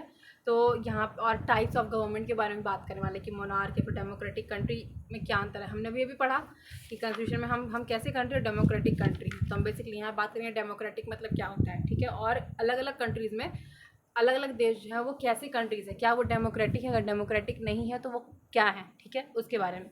तो यहाँ पे चैप्टर शुरू होता है इससे, court are also part of government. कि कोर्ट जो है ना, गवर्नमेंट मतलब कोई एक नेता से नहीं होता है, केवल पीएम ही जो है वो गवर्नमेंट नहीं है। जितने भी एमपी एमएलएज हैं, जितने भी मतलब नेता हैं, जितना भी कोर्ट है, फिर उसके बाद बहुत सारी चीज़ें जब मिलती हैं तब गवर्नमेंट का फॉर्मेशन होता है, ठीक है। तो कोर्ट भी जो हम सुप्रीम कोर्ट और हाई कोर्ट की बात करते हैं वो भी क्या है, वो भी गवर्नमेंट का ही पार्ट है, ठीक है। आगे है लेवल ऑफ गवर्नमेंट की, कितने लेवल्स ऑफ गवर्नमेंट, तो 3 लेवल ऑफ गवर्नमेंट जो है वो इंडिया में होता है। एक होता है लोकल लेवल पे जो हम देखते हैं पंचायती राज ये सब, एक होता है स्टेट लेवल पे जैसे आपके स्टेट के सीएम होंगे, और एक होता है सेंट्रल लेवल पे जहाँ पे पीएम ये सब हमें देखने को मिलते हैं, ठीक है। तो ये जो है वो 3 लेवल का गवर्नमेंट जो हमें देखने को मिलता है। Haryana and Assam, entire state like Haryana and Assam and the national level related to the entire country. जैसे फॉर एग्जांपल स्टेट लेवल पे हो गया, कोई असम का है, कहीं हरियाणा का है, लेकिन सेंट्रल लेवल जो है वो हर स्टेट से बिलोंग करता है, यही बताया गया है बेसिकली यहाँ पे, ठीक है। आगे है उसके बाद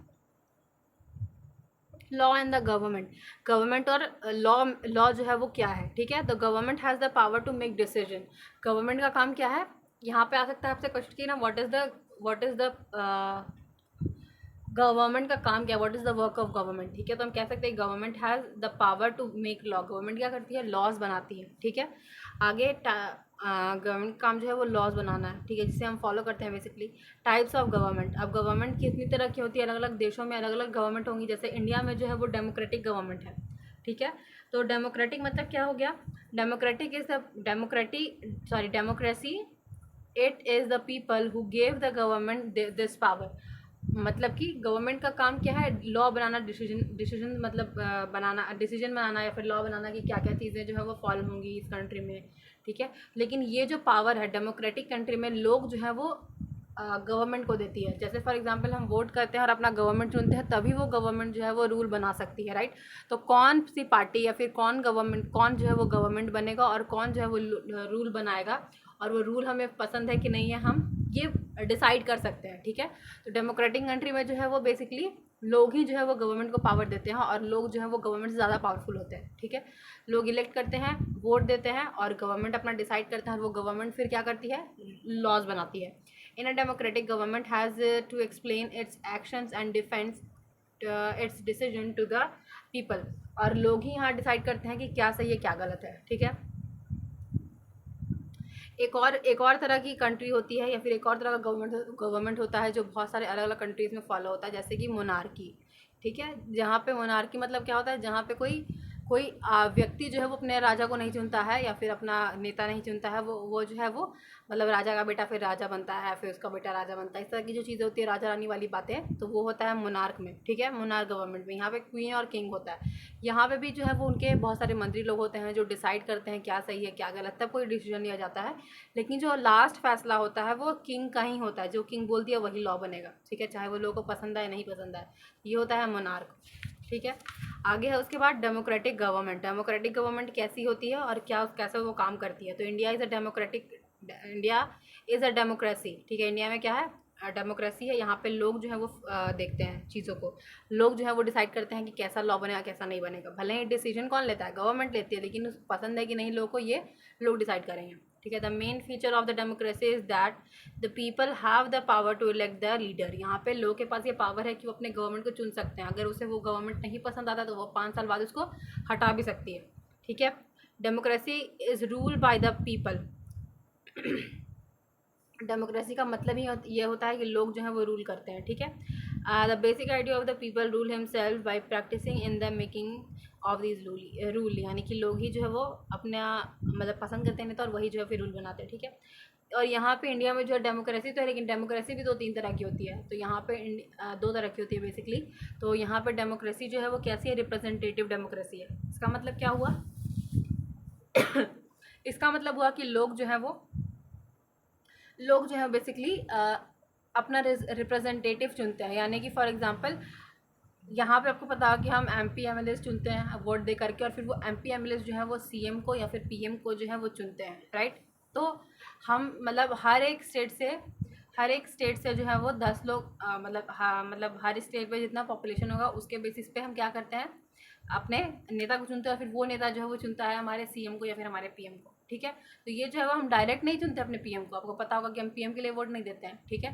तो ये कैसे हो रहा है, ये हमारे कुछ नेता जो है रिप्रेजेंटेटिव है MP MLAs जो है वो फिर डिसाइड करते हैं कि किसे हमें चुनना है, ठीक है। तो वही यहाँ पे people not particular participate directly but choose their representative, यानी कि लोग जो है वो अपना रिप्रेजेंटेटिव चुनते हैं और वो फिर वोट करते हैं कौन PM और CM बनेगा, ठीक है। यहाँ पे एक इंसिडेंट दिया गया है, कहाँ का, US का, ठीक है। देखिए पहले के टाइम में इंडिया में ही नहीं, मतलब यूरोपियन कंट्रीज़ में और अलग अलग USA वाली कंट्रीज़ में भी ना वुमेंस को वोट देने का राइट नहीं था। मतलब वहाँ पे डेमोक्रेसी थी, लेकिन फिर भी ये डिस्क्रिमिनेशन था कि वुमेन वोट नहीं देंगी क्योंकि वो एजुकेटेड नहीं है, उनको इतना समझ नहीं है कि कौन नेता चुनना है कौन नहीं, इस तरह की बातें, ठीक है। तो वुमेंस को या फिर लो कास्ट वाले लोगों को इस बेसिस पे उन्हें वोट देने का अधिकार नहीं था। इंडिया में तो शुरू से ही मतलब हर किसी को वोट देने का अधिकार दे दिया गया है, ठीक है, आफ्टर फ्रीडम। तो उसके बाद फिर यही है कि फर्स्ट वर्ल्ड वार जब हुआ तो बहुत सारी वुमेंस जो है वो women's suffrage movement as a term of suffrage using men the right to vote. और फर्स्ट वर्ल्ड वॉर के बाद जो है वुमेन ने फिर ये बोला कि कि हमने वॉर में इतना कंट्रीब्यूशन किया, मतलब वॉर में तो मतलब फीमेल्स ने ही बहुत अपना योगदान दिया था। तो उसके बाद फिर वुमेन जो है वो ये राइट टू वोट के लिए, यानी कि हमें भी वोट देने का अधिकार, तो इसलिए वो मूवमेंट करती हैं। और क्या होता है उसके बाद demand the right to vote for all the women, ठीक है। मतलब लोग ये डिमांड करते हैं, मतलब वुमेन से ये डिमांड करते हैं कि हमें वोट देने का अधिकार होना चाहिए, हमें भी अपना लीडर चुनने का अधिकार चाहिए। तो America women got the right of vote in 1920, यानी कि अमेरिका में वुमेन जो है वो वोट देना कब से शुरू करती है, तो 1920 से, और यूके में 1928 से, ठीक है। तो ये दोनों जो है वो फैक्ट बहुत इंपॉर्टेंट है, ठीक है। यहाँ की 1920 में से 1920 जो है वो वहाँ तब से महिलाओं ने वोट देना शुरू किया अमेरिका में, और 1928 से यूके में, ठीक है। आगे है कि इंडिया बिफोर इंडिपेंडेंस, इंडिया में जो है वो पहले के टाइम पे जब इंडिया इंडिपेंडेंट नहीं था तो बहुत कम लोग को ही वोट देने का अधिकार था। Small minority was allowed to vote, मतलब बहुत छोटे ग्रुप जो था वही केवल वोट दे सकता था। All adult have the right to vote, जितने भी, और लेकिन अभी की अगर हम बात करें तो एडल्टहुड में सभी एडल्ट्स को ये राइट है कि वो वोट दे सकते हैं, ठीक है। एज यूनिवर्सल एडल्ट फ्रेंचाइजी, मतलब इंडिया में जो है यूनिवर्सल एडल्ट फ्रेंचाइजी है, यानी कि यहाँ पे सभी एडल्ट्स को सेम माना जाता है, चाहे वो किसी भी कास्ट से हो, चाहे वो किसी भी रिलीजन से हो, चाहे वो कोई भी जेंडर से हो, तो हर किसी को सेम माना जाता है और हर किसी को वोट देने का अधिकार जो है वो है, ठीक है। यूनिवर्सल एडल्ट फ्रेंचाइजी मतलब यही होता है कि हर किसी को वोट देने, हर किसी को मतलब इक्वल अपॉर्चुनिटी दिया जाए, चाहे वो वोट में हो, ठीक है। फिर यंग इंडिया जो है वो बेसिकली एक जर्नल है, यानी कि एक पत्रिका है जो गांधी जी के द्वारा प्रकाशित की गई थी, जिसमें यंग इंडिया में गांधी जी क्या लिखते हैं 1931 वाले में कि I can not possibly bear the idea of a man who has got wealth and wealth should get the vote, but a man who has got character but no wealth and literacy should have no vote। यानी कि यहाँ पे गांधी जी बताते हैं कि मैं इस चीज़ को सही मानता ही नहीं हूँ कि अगर कोई व्यक्ति अमीर है तो वो वोट दे सकता है, या फिर अगर कोई व्यक्ति पढ़ा लिखा तो वो वोट दे सकता है, और अगर कोई गरीब है वो पढ़ा लिखा नहीं है तो वोट नहीं देगा। गांधी जी ये कहते हैं यहाँ पे कि हर किसी को वोट देने का अधिकार है। जो आप व्यक्ति अपना पसीना बहा करके अगर कमा रहा है, ठीक है, तो वो उसके पास इतनी समझ है कि उसे क्या करना है क्या नहीं, ठीक है। तो हर किसी को वोट देने का अधिकार जो है वो होना चाहिए, वही बातें हमें बताई गई गांधी जी के द्वारा, ठीक है। This chapter number 3। Now move to the chapter number 4, key element of a democratic government, यानी कि डेमोक्रेटिक गवर्नमेंट की क्या क्या की एलिमेंट्स है, क्या क्या होना चाहिए एक डेमोक्रेटिक गवर्नमेंट में, ठीक है। तो यहाँ पर सबसे पहले एग्जाम्पल दिया गया है कहाँ का, अफ्रीका का, ठीक है। तो अफ्रीका में जब वहाँ पे डिक्टेटर अफ्रीका में जब वहाँ पे लोग जो हैं वो यूरोपियंस के अंडर में जब थे, जैसे इंडिया गुलाम था वैसे जब अफ्रीका गुलाम था, तो वहाँ पे क्या था, वहाँ पे भी डिस्क्रिमिनेशन था, ठीक है। ब्लैक और वाइट लोगों को लेकर के कि अगर कोई ब्लैक पीपल है तो वो मतलब कि बहुत ही अलग है, ठीक है, और उनके साथ इनइक्वालिटी और डिस्क्रिमिनेशन होता था, उनके साथ भेदभाव होता था। लेकिन जो वाइट लोग हैं ना उनके साथ अलग उनको ट्रीट किया जाता था। जैसे कि फॉर एग्जांपल सैलरीज में अंतर था, अगर मान लीजिए बहुत सारी पहले तो जॉब ही थी जो ब्लैक लोगों को नहीं दी जाती थी, फिर उसके बाद अगर दी भी जाती थी कुछ जॉब्स तो उसमें सैलरी उनकी कम होती थी, ठीक है। कुछ एरियाज़ में जो है वो ब्लैक लोगों को अलाउड नहीं था, लोगों का अलग अलग बसेस था, अलग अलग स्कूल था ब्लैक वाइट के, अलग अलग एरिया में लोग रहते थे, कभी भी लोग साथ में नहीं रहते थे। तो ये सारी चीज़ें उस टाइम अमेरिका में फेस की जा रही थी। तो यहीं पे सबसे पहले बताया गया है कि हेक्टर पीटरसन जो है वो एक आदमी है जो अफ्रीका में रहता है, ठीक है, और ये एक ब्लैक पीपल है, और अफ्रीका में जो है वो उनको एक लैंग्वेज है जिसको बोलता है अपाचीड, ठीक है। अपाचीड मतलब वहाँ पे लॉ लागू है ब्लैक लोगों के लिए, और इस लॉ में ये कहा गया कि उनको जो है वो अलग, मतलब ब्लैक लोग जो है वो अलग रहेंगे, चाहे ब्लैक लोग हों या फिर फॉर एग्जाम्पल जो इंडियंस हैं, यानी कि कलर रेसिस, यानी कि कलर के बेसिस पे उनके साथ भेदभाव होता था इंडियंस और अफ्रीकन लोगों के साथ, ठीक है, जिसको हम बोलते हैं रंग भेद की नीति। तो ये जो है वो उसी बारे में स्टोरी बताया गया है क्या, यहाँ पे कि एक लड़की होती है जो बेसिकली अपने पुराने एल्बम में से कुछ निकालती है, उसको कुछ पेपर का टुकड़ा मिलता है, ठीक है, जो इस पिक्चर में आप देख सकते हैं। तो वो देखती है कि ना यहाँ पे ब्लैक लोग के साथ मतलब कुछ यहाँ पे लिखा हुआ है ब्लैक लोग के साथ डिस्क्रिमिनेशन के बारे में। तो अपनी मम्मी से फिर वो पूछती है कि ये क्या है, तो बताती है कि ना पहले के टाइम में अफ्रीका में ऐसा चीज़ें होती थी कि वाइट अलग रहते थे और नॉन वाइट थे, फिर ब्लैक लोग जो है वो अलग रहते थे, दोनों में बहुत अंतर था, दोनों का लैंग्वेज अलग था, दोनों का कल्चर अलग था, दोनों लोग अलग अलग, बस हॉस्पिटल स्कूल जो है वो अलग अलग थे सभी के, दो सब लोग एक ही चीज़ शेयर नहीं करते थे, ठीक है। तो यही चीज़ यहाँ पे, और यहाँ बताया गया कि ना जो अफ्रीकन लोग थे, सॉरी अफ्रीकन या फिर ब्लैक लोग थे, उनको एक लैंग्वेज के लिए उनको फोर्स किया जाता था कि आपको यही लैंग्वेज बोलना है, वो था अफ्रीकन लैंग्वेज, ठीक है। और ये जो है वो लैंग्वेज बेसिकली उन्हीं के लिए था, ठीक है, ताकि वो इस लैंग्वेज में बात कर सकते हो। और जो उनका जो खुद का लैंग्वेज था जुलू लैंग्वेज, ठीक है, वो उनको मतलब पढ़ने के लिए मतलब मना था, ठीक है, ताकि वो इस लैंग्वेज को सीख सके। आगे उसके बाद वही जो है वो एक अफ्रीकन होता है जो प्रोटेस्ट करता है इसको लेकर के अगेंस्ट, जिसका हमने नाम पहले पढ़ा, क्या नाम था उसका, हेक्टर पीटरसन, ठीक है, वो इसके लिए अगेंस्ट होता है इसका, और हेक्टर को फिर जो है वो मार दिया जाता है बुलेट से 16 जून 1976 में। ये एक ट्रू स्टोरी, ओके। और इसकी वजह से फिर अफ्रीकन नेशनल कांग्रेस जो है वो और बहुत सारे लोग जो है वो इस लॉ के अगेंस्ट फाइट करते हैं कि हमें नहीं ऐसा करना चाहिए। फिर उसी में से एक नेल्सन मंडेला, जिसके बारे में आप जानते होंगे, नेल्सन मंडेला जो है वो अफ्रीका में आते हैं और मतलब वो इस लॉ को हटाने के लिए, जैसे गांधी जी ने यहाँ पे प्रोटेस्ट किया था, वैसे ही नेल्सन मंडेला वहाँ प्रोटेस्ट बहुत करते हैं ब्लैक और वाइट लोगों के लॉ, मतलब ब्लैक जो भी लॉ था वहाँ पे, रंग भेद की नीति जो थी उसको ख़त्म करने के लिए। और 1994 में south Africa become a democratic country, और वहाँ पे फिर अफ्रीका को आज़ादी मिलती है और अफ्रीका जो है वो एक डेमोक्रेटिक कंट्री बन जाता है, ठीक है। तो ये बात जो है बेसिकली साउथ अफ्रीका के बारे में हुई है। साउथ अफ्रीका जो है वो साउदर्न साइड में है, यहाँ पे अफ्रीका में आपको देखने को मिलेगा, ठीक है। तो ये था अफ्रीका की कहानी। आगे है पार्टिसिपेशन। पार्टिसिपेशन मतलब हो गया all government are elected for fixed period.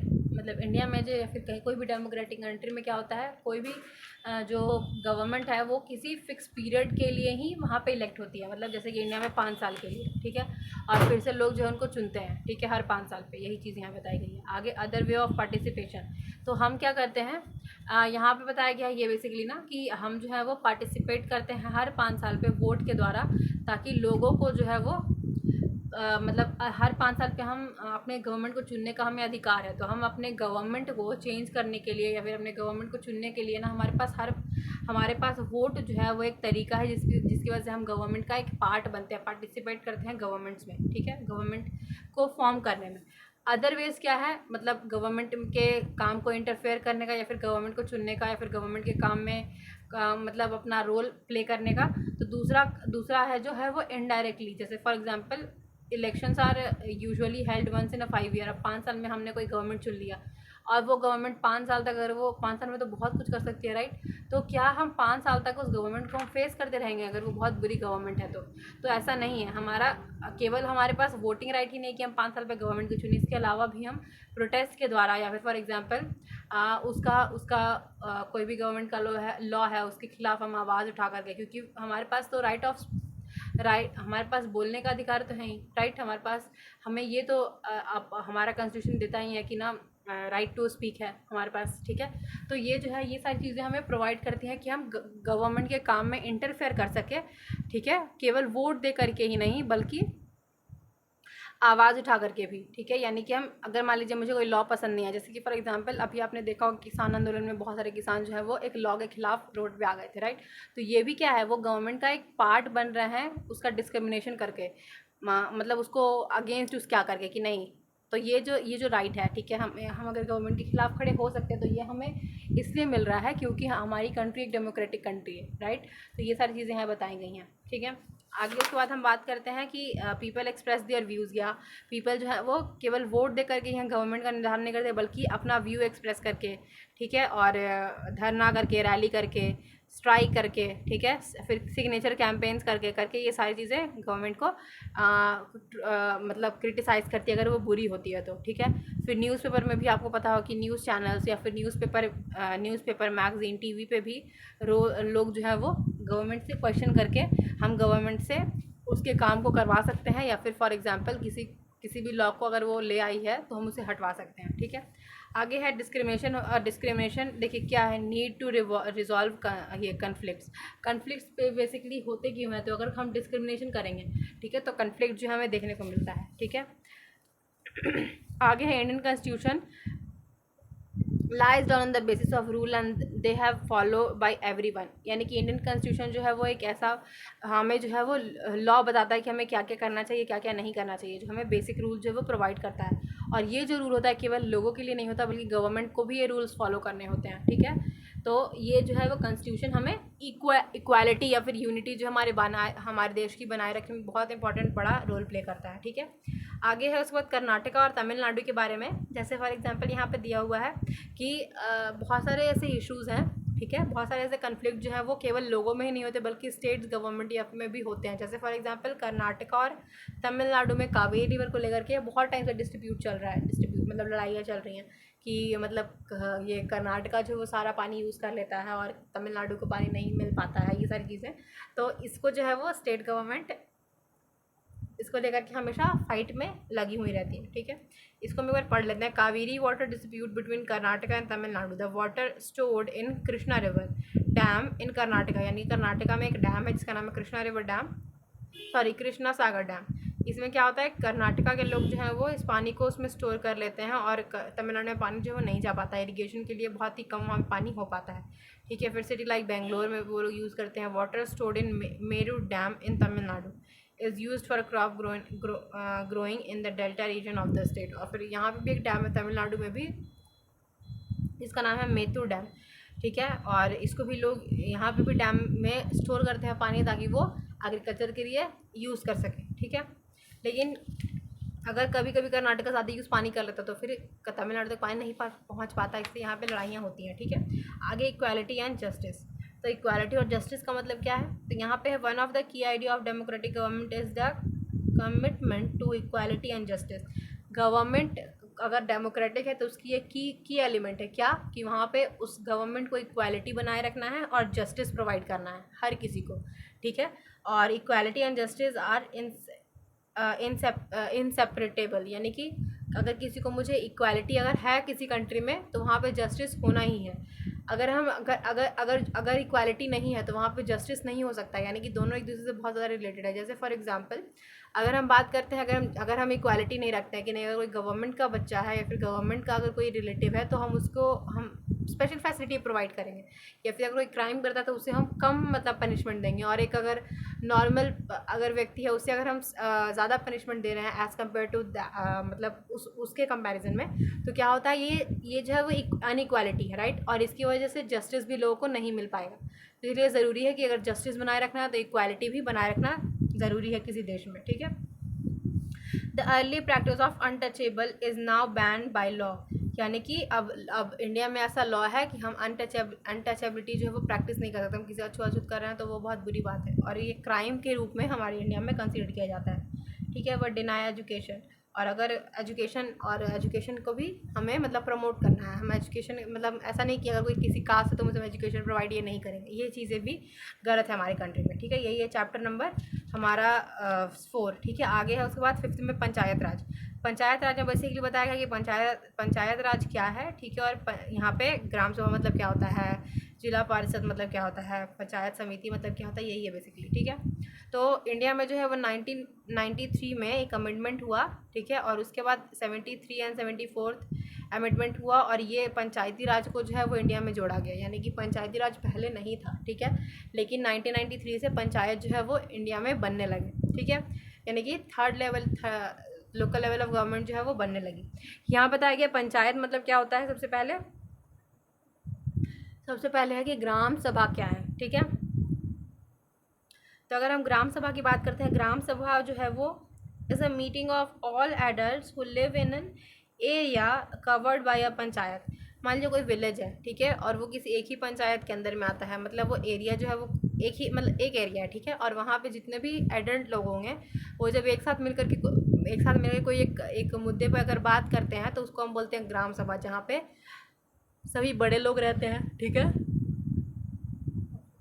उन गांव के जो भी लोग हैं, ठीक है, जो मतलब वहाँ पे मतलब गांव के लोग भी वहाँ पे इन्वॉल्व हो सकते हैं, ठीक है। तो मतलब ग्राम सभा मतलब हो गया कि लोग जो हैं वहाँ पे किसी विलेज के लोग वहाँ पे आ जाएं, वहाँ पे एडल्ट जो है वो वहाँ के जो पंचायत सरपंच है वो आ जाएं, ठीक है।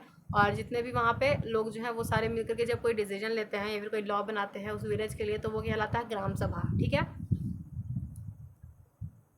ग्राम सभा जो है वो meeting began with the panchayat president.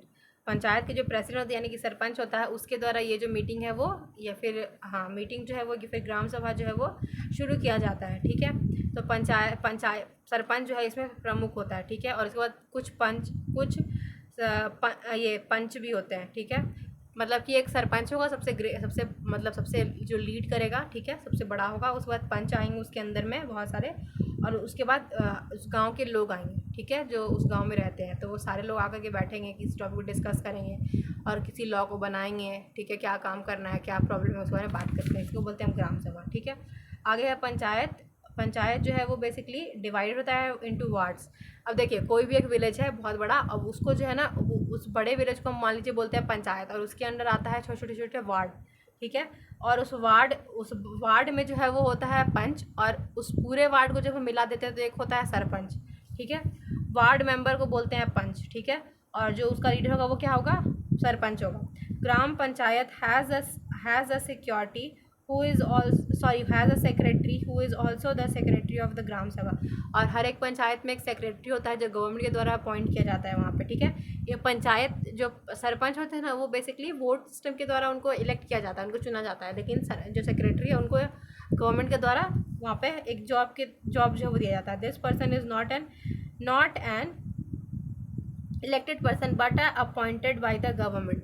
वही चीज़ की सेक्रेटरी जो है उसे अपॉइंट किया जाता है किसके द्वारा, गवर्नमेंट के द्वारा, वहाँ पे वो इलेक्टेड नहीं होता है लोगों के द्वारा। The secretary is responsible for the calling the meeting of the gram sabha and the gram panchayat and keeping a record of the proceedings. यानी कि और ये सेक्रेटरी का ही काम है कि कभी भी अगर कोई इशू है तो उस पर क्या किया जाए, मीटिंग करवाया, मतलब मीटिंग जो है वो सबको मीटिंग के लिए सबको बुलाया जाए, ठीक है, और सारे रिकॉर्ड जो है वो रखे जाएँ, क्या क्या मीटिंग में हुआ क्या क्या नहीं हुआ, सब कुछ देख रेख जो है वो बेसिकली गवर्नमेंट तो आके नहीं करेगी, तो कौन उसको देख रेख करता है, सेक्रेटरी करता है, ठीक है। आगे ग्राम सभा इज़ अ फिनेशन of the list of people below the poverty line. अच्छा, यहाँ पे जो है वो बेसिकली स्टोरी बताया गया है गाँव के बारे में कि वहाँ पे डिस्कशन हो रहा है कि किसा किसा BPL कार्ड बनाना है उसके बारे में, ठीक है। BPL कार्ड मतलब बिलो पॉवर्टी लाइन, यानी गरीबी रेखा के नीचे जो लोग होते हैं उनके लिए वो कार्ड बनता है जिनमें उनको फ्री में या फिर कुछ कम पैसों में अनाज जो है वो प्रोवाइड किया जाता है। तो उसके लिए यहाँ पर डिस्कशन हो रहा है जो आप यहाँ पे देख सकते हैं, ठीक है। ग्राम सभा इज़ अ की factor of making the gram panchayat play. देखिए ग्राम सभा जो है वो बहुत ही इंपॉर्टेंट है, और ग्राम सभा से ही ग्राम पंचायत जो है वो बनता है, ठीक है। देखिए अगर ग्राम सभा अगर पढ़ी लिखी होगी या फिर रिस्पॉन्सिबल होगी तभी जाके ग्राम पंचायत जो है वो अच्छा हो सकता है। यानी कि अगर किसी गांव के लोग को मतलब ही नहीं है कि हो रही है कोई बात हो रहा है कि नहीं हो रहा है, ठीक है, और कहाँ मीटिंग हो रहा है ग्राम पंचायत का, कहाँ नहीं हो रहा है होना, मतलब मुझे जाना चाहिए कि नहीं, अगर इसमें इन्वॉल्व नहीं होते हैं तो ग्राम पंचायत भी क्या होगी, ढीली पड़ जाएगी, और वहाँ पे वो चीज़ वो मतलब बेसिकली इररिस्पॉन्सिबल बन जाएगी, ठीक है। तो ग्राम सभा बहुत ज़रूरी है किसी भी ग्राम पंचायत के लिए, ठीक है। ग्राम सभा prevent the panchayat from doing wrong things. और अगर मान लीजिए ग्राम पंचायत कोई ऐसा डिसीजन लेती है जो उस गांव के पर्टिकुलर कास्ट के लोग के लिए या फिर फॉर एग्जांपल कुछ लोग के लिए अच्छा नहीं है, तो ग्राम सभा ही क्या करती है, उस चीज़ को अपोज करती है कि नहीं ये चीज़ गलत है, इस चीज़ को नहीं होना चाहिए। जैसे फॉर एग्जांपल स्टोरी में बताया गया है क्या कि कुछ अमीर लोग जो गाँव के होते हैं उनका BPL कार्ड होता है, लेकिन गरीब परिवार है जिसका BPL कार्ड नहीं होता है। तो यहाँ पे जब ऐसी बात चलती है कि हम BPL कार्ड बना देंगे, जिसको बनवाना बनवा लो, तो यहाँ पे ग्राम सभा के जो लोग हैं यानी कि गांव के जो लोग हैं वो इसका अपोज करते हैं कि नहीं ऐसा नहीं होना चाहिए, हमें देख के बनाना चाहिए कि कौन गांव में गरीब है कौन अमीर है। तो यहाँ पे एक औरत होती है, एक लेडी होती है, वो बताती है कि ना यहाँ पे तो गांव में एक मतलब जो भी है उसका वो बहुत अमीर है और उसका लाल कार्ड है, लेकिन जो एक गरीब फैमिली उसका लाल कार्ड नहीं है। तो इसको गलत काम करने से रोक कौन रहा है, ग्राम सभा ही रोक रही है। ग्राम सभा के लोग जो गांव के लोग हैं वही इस चीज़ को रोक रहे हैं। तो कुछ भी अगर गलत होता है तो जैसे हम वोट देकर गवर्नमेंट को क्रिटिसाइज़ करते हैं, वैसे यहाँ पे ग्राम सभा में उस विलेज के लोग जो हैं वो उस चीज़ को क्रिटिसाइज़ करते हैं कि वो सही है कि गलत है, ठीक है। आगे है gram panchayat. Main task implement development programmes, और यहीं पे जो है वो डेवलपमेंट प्रोग्राम जो डिस्कस किए जाते हैं कि उस विलेज को कैसे डेवलप किया जाए, ठीक है। The work of the gram panchayat has been approved by the gram sabha. और जो भी चीज़ होने वाली है, काम कौन सा होगा कौन सा नहीं होगा, कौन सा लॉ होगा कौन सा लॉ नहीं बनेगा, ठीक है, ये सारी चीज़ें कौन डिसाइड करता है, ग्राम पंचायत करती है, लेकिन वो डिसीजन किसका होता है, वो डिसीजन होता है किसका, ग्राम सभा का, ठीक है।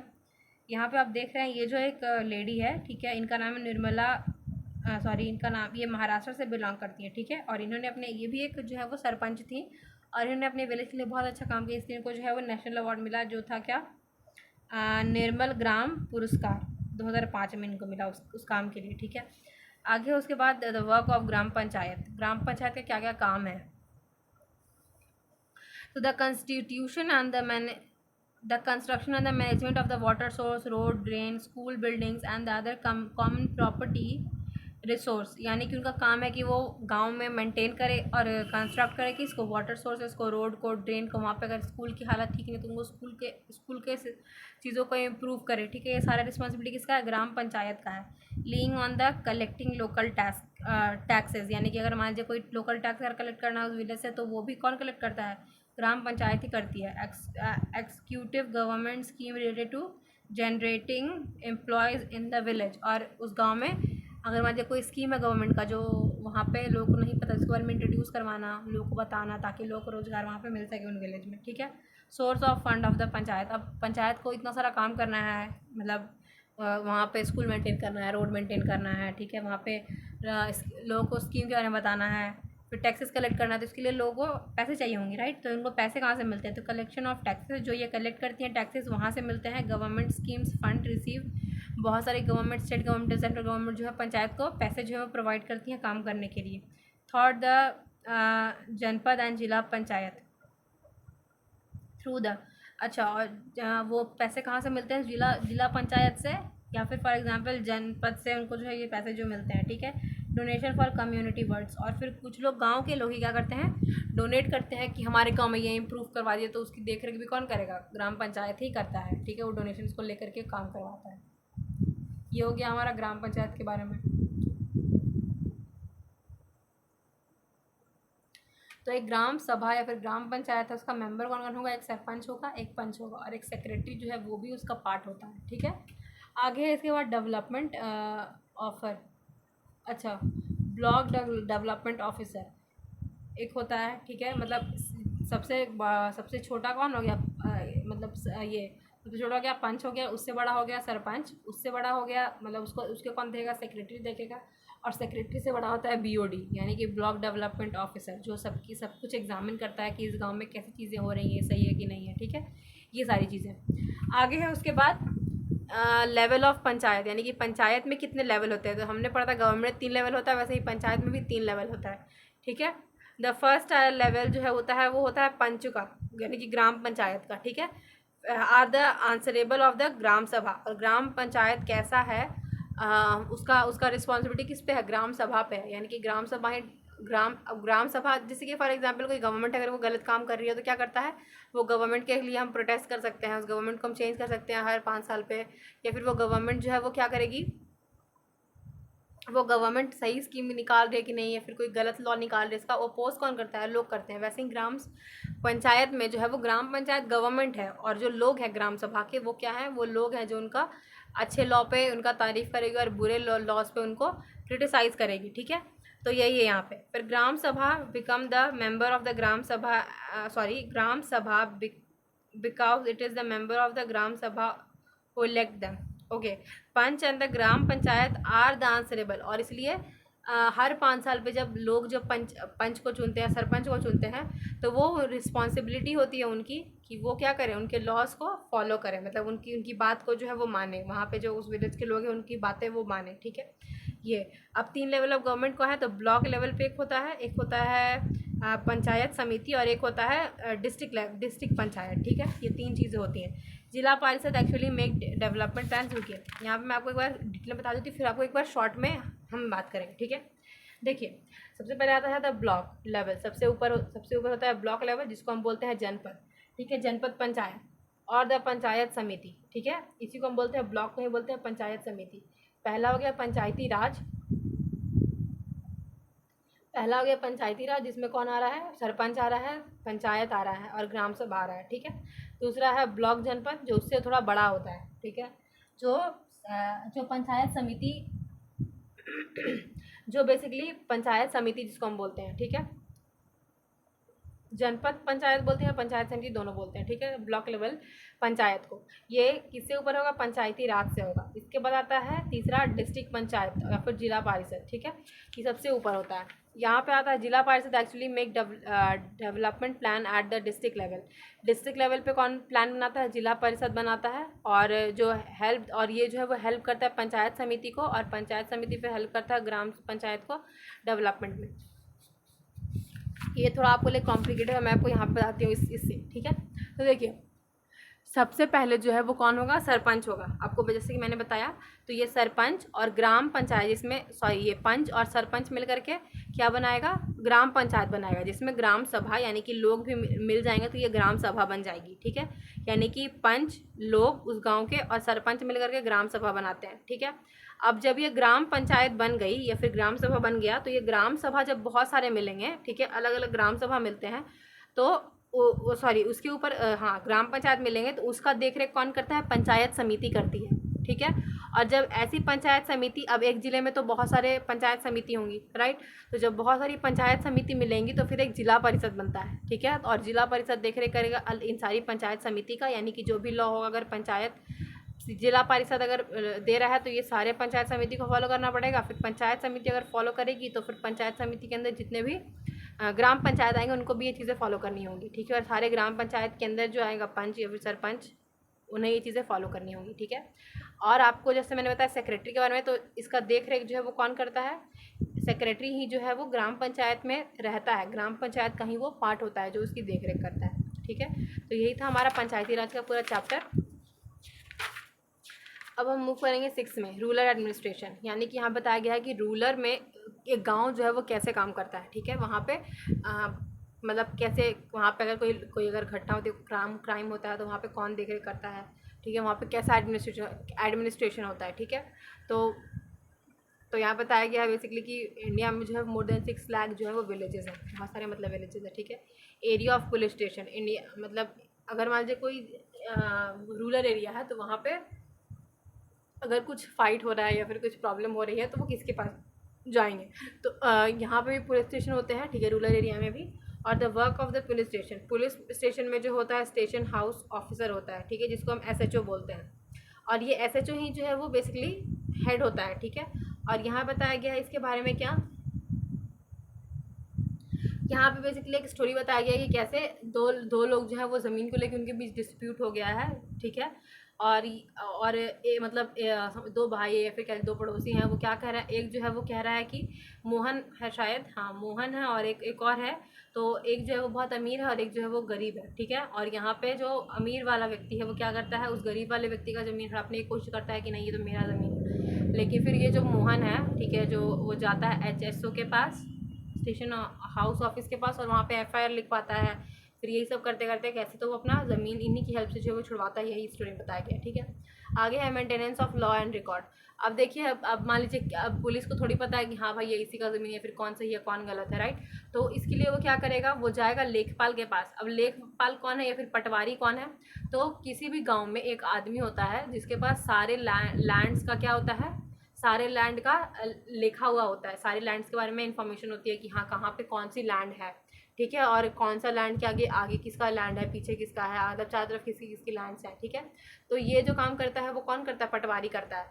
Measuring land and maintaining land records, यानी कि अगर आप कोई ज़मीन खरीदते भी है ना किसी गांव में, तो आपको ना पटवारी के पास जाकर उसका रिकॉर्ड देना पड़ता है। ठीक है, तो पटवारी वो व्यक्ति है जो किसी गाँव के लैंड की सारी इन्फॉर्मेशन रखता है, उसको बोलते हैं पटवारी, लेखपाल या फिर कुनगो, कानूंगो। ठीक है, मतलब अलग अलग जगह पे अलग अलग इसके नाम हैं।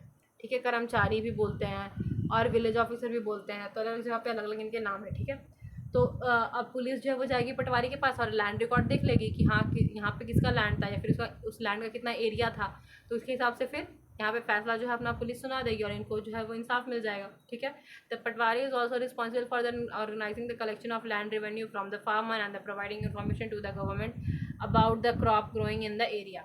पटवारी का काम लैंड रिकॉर्ड रखना तो है ही, साथ साथ वो इसके लिए भी रिस्पॉन्सिबल है कि वो क्या करता है, कलेक्ट करता है टैक्सेस को, या फिर फॉर एग्जांपल रेवेन्यू को फार्मर से, जो भी लैंड रेवेन्यू वगैरह लगता है वो सब कौन कलेक्ट करता है, पटवारी ही करता है। ठीक है, और जो भी क्रॉप उग रहा है, कितना क्रॉप होगा उस विलेज में, उस एरिया में, उसका इन्फॉर्मेशन गवर्नमेंट को कौन देता है, पटवारी देता है।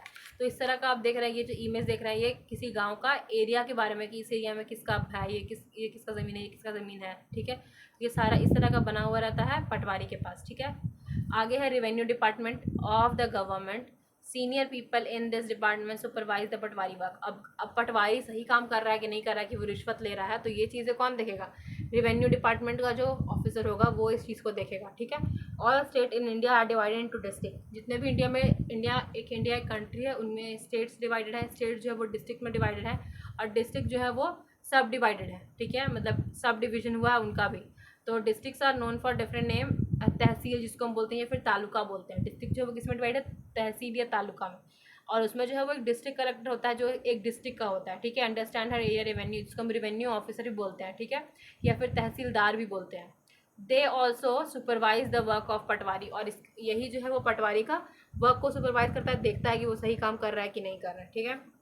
तो अगर मुझे मान लीजिए पटवारी अगर मान लीजिए हाँ पटवारी अगर उस व्यक्ति को अगर गलत इन्फॉर्मेशन दे देता कि कोई तो गलत इन्फॉर्मेशन दें कि नहीं नहीं ये तो अमीर व्यक्ति का ही आदमी क्योंकि वो उससे घूस लिया है, तो इसका कंप्लेन वो किस ज़्यादा करता। तो इसी जो है वो रेवेन्यू ऑफिसर या फिर तहसीलदार या फिर कह सकते हैं किसको, डिस्ट्रिक्ट कलेक्टर को जाकर के करता कौन, ये जो मोहन था वो, ठीक है, पटवारी का कंप्लेन। तो ये यहाँ पे, और ये प्रॉपर रिकॉर्ड ये सब कौन किसको देता है, पटवारी, तो इन्हीं को देता है, डिस्ट्रिक्ट ऑफिसर को ही देता है, ठीक है। आगे है द फार्मर कैन,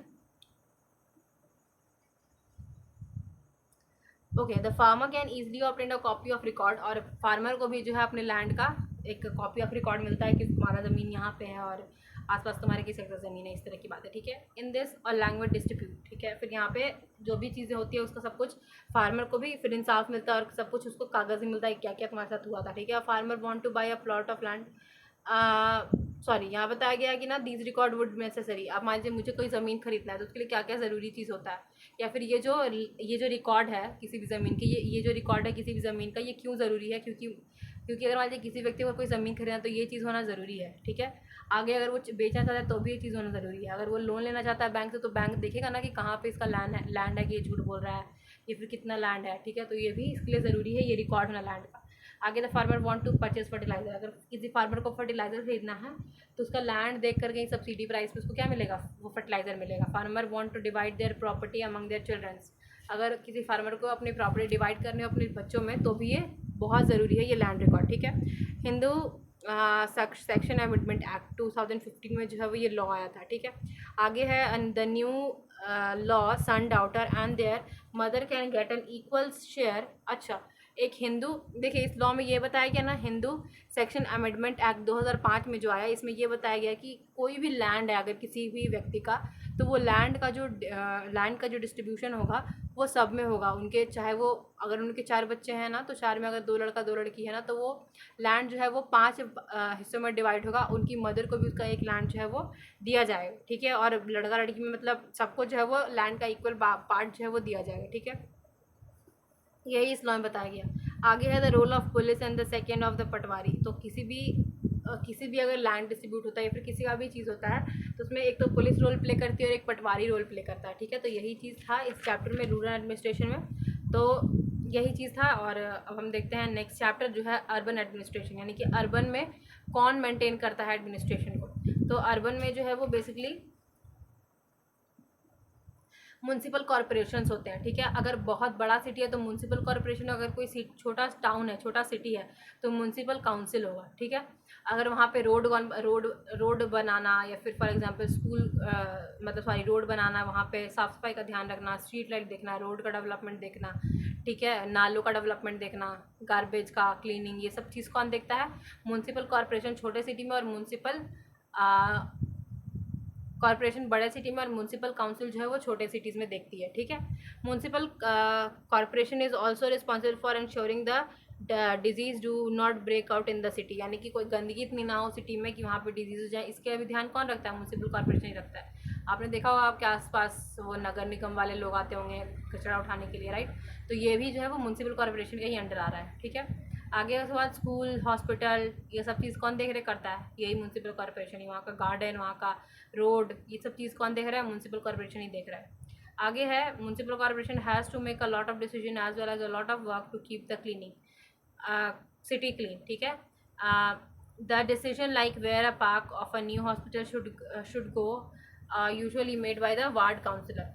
अब सिटीज़ भी जो है वो डिवाइड होती है वार्ड में, जैसे विलेज जो है वो डिवाइड होता है किसमें, वार्ड में, वैसे सिटीज़ भी जो है वो वार्ड में डिवाइड होती है, और यहाँ पे वो डिसाइड करती हैं कहाँ पे हॉस्पिटल होगा, कहाँ पे पार्क बनेगा, कहाँ पे मतलब साफ सफाई कैसे रखा जाएगा, ये सारी चीज़ें कौन देख रहा है, municipal corporation. Cities divided into different ward, जैसे कि मैंने आपको बताया, and ward council get elected, और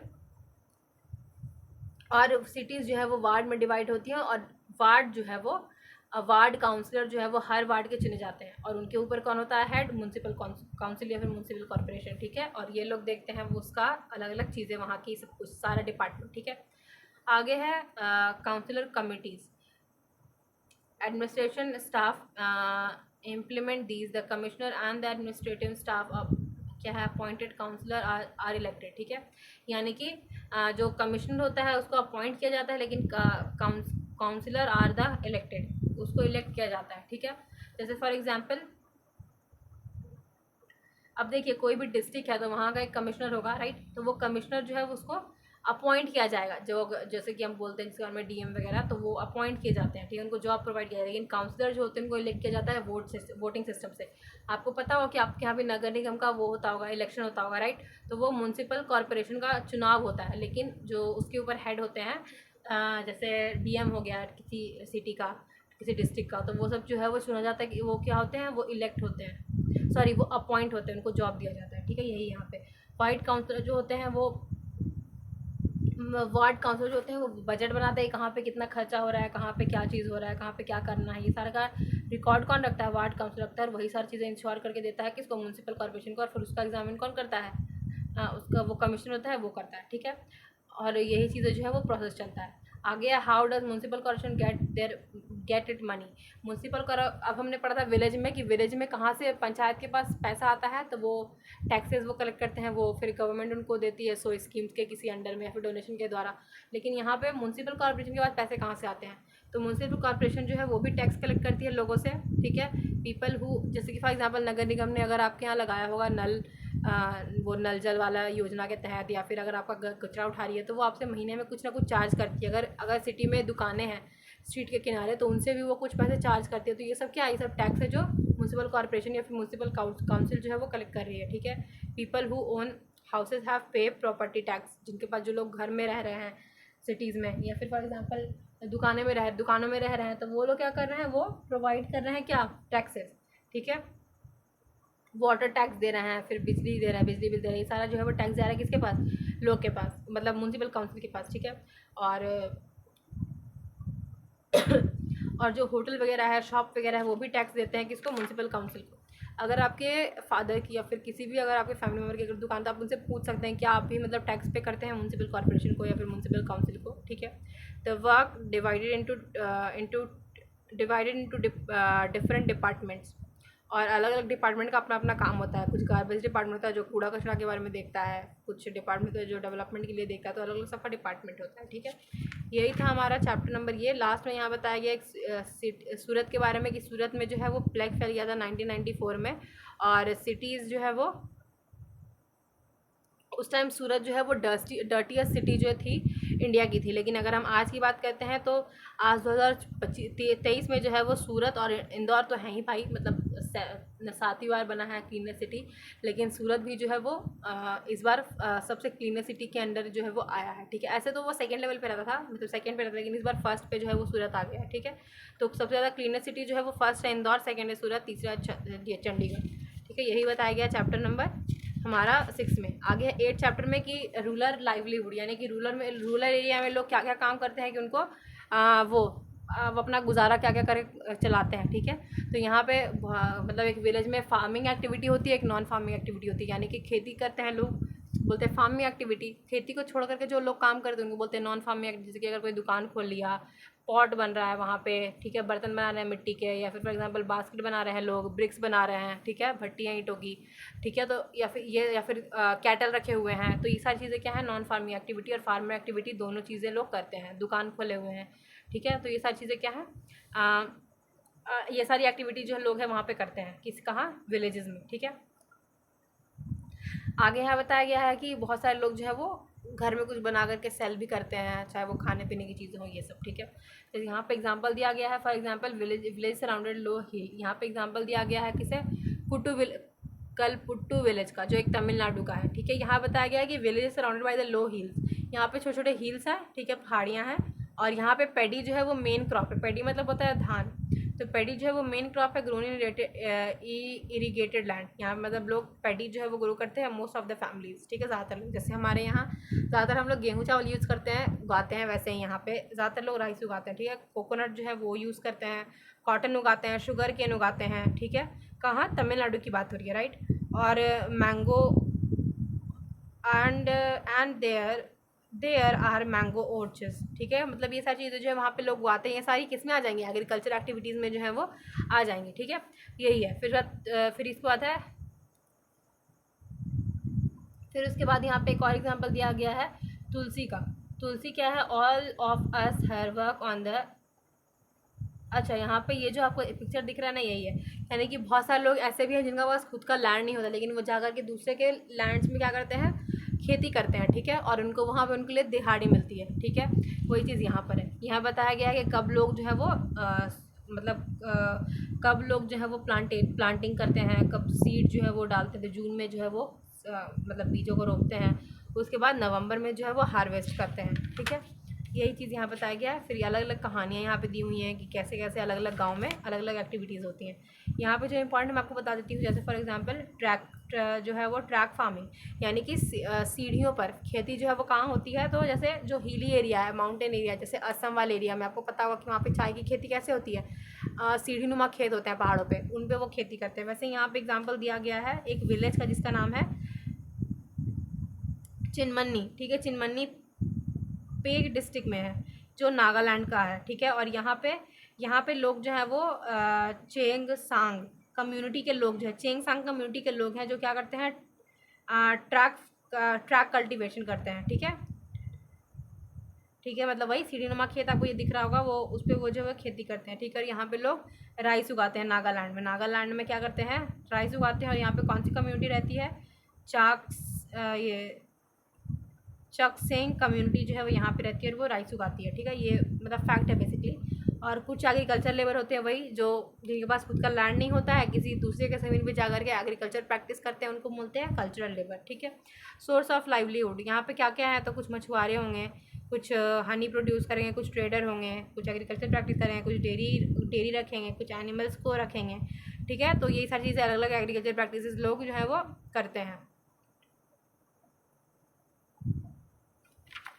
आगे उसके बाद 4 month of during monsoon can not go to sea because this when the fish breed.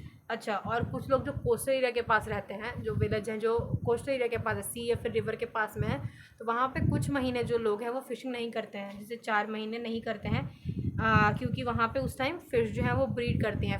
Fish जो है वो अपने बच्चों को प्रोड्यूस कर रही होती है, या फिर रिप्रोडक्शन का प्रोसेस जो है वो चल रहा होता है, तो यहाँ पे उस टाइम वो नहीं किया जाता है, क्या बोलते हैं उसको? फिशिंग नहीं किया जाता, ताकि अगर फिश ज़्यादा ग्रो होंगी तो क्या होगा? तभी ना वहाँ पे अगले मतलब हमेशा जो फिशिंग प्रोसेस चलते रहेगा, इसलिए, ठीक है। वैसे ही अर्बन लाइवलीहुड, यानी कि लोग अर्बन में कैसे क्या क्या काम करते हैं, तो यहाँ पे आपको जितना इमेज दिख रहा है ये सारे चीज़ें, ये चैप्टर बेसिकली पढ़ाने के लिए है ही नहीं, 8-9 चैप्टर आपको सब कुछ पहले से ही पता है, ठीक है। कुछ फैक्ट जो है वही बेसिकली हम इसमें देखेंगे। तो अर्बन में लोग क्या करते हैं? फैक्ट्री में काम करते हैं, दुकान खोले हुए हैं, ठीक है, ट्रेड कर रहे हैं, ट्रेडिंग कर रहे हैं, फिर उसके बाद अलग अलग कॉरपोरेटिव में काम कर रहे हैं, गवर्नमेंट जॉब कर रहे हैं, ठीक है।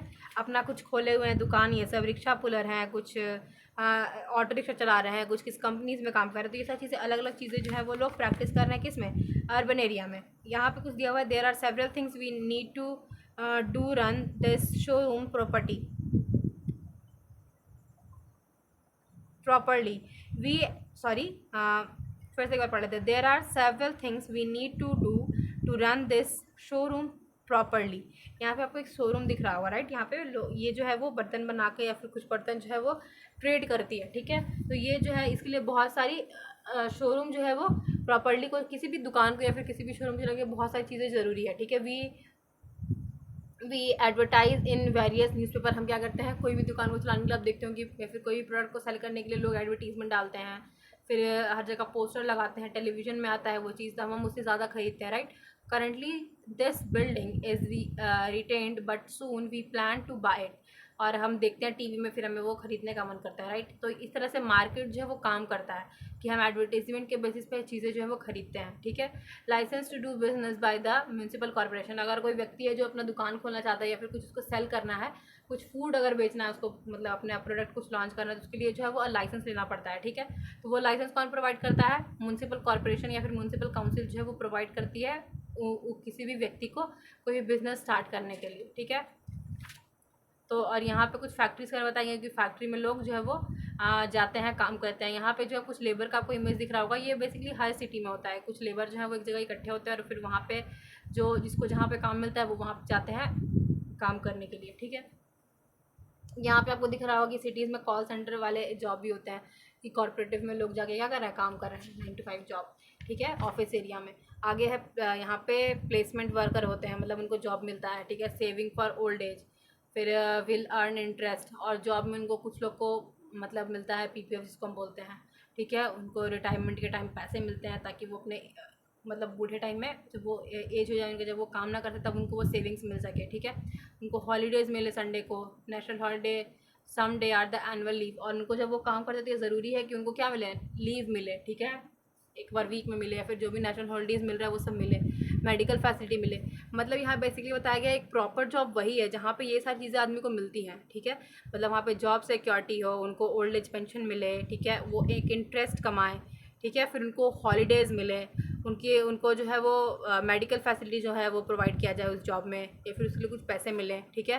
फिर उनकी सैलरी जो है वो डिटेक्ट ना हो अगर वो बीमार पड़ जाए, तो ये सारी चीज़ें जो है वो एक अच्छी जॉब जो हम जिसको कहते हैं उसके लिए ज़रूरी है, ठीक है। वर्क आवर जो है वो फिक्स हो, ये सारी चीज़ें क्या है एक अच्छी जॉब में होनी चाहिए, ये बताया गया यहाँ पे एक एक अच्छी जॉब की प्रॉपर्टी, ठीक है। तो यही था हमारा पूरा बुक। तो आज के लिए बस इतना ही, मिलते हैं नेक्स्ट वीडियो में। Thank you for watching.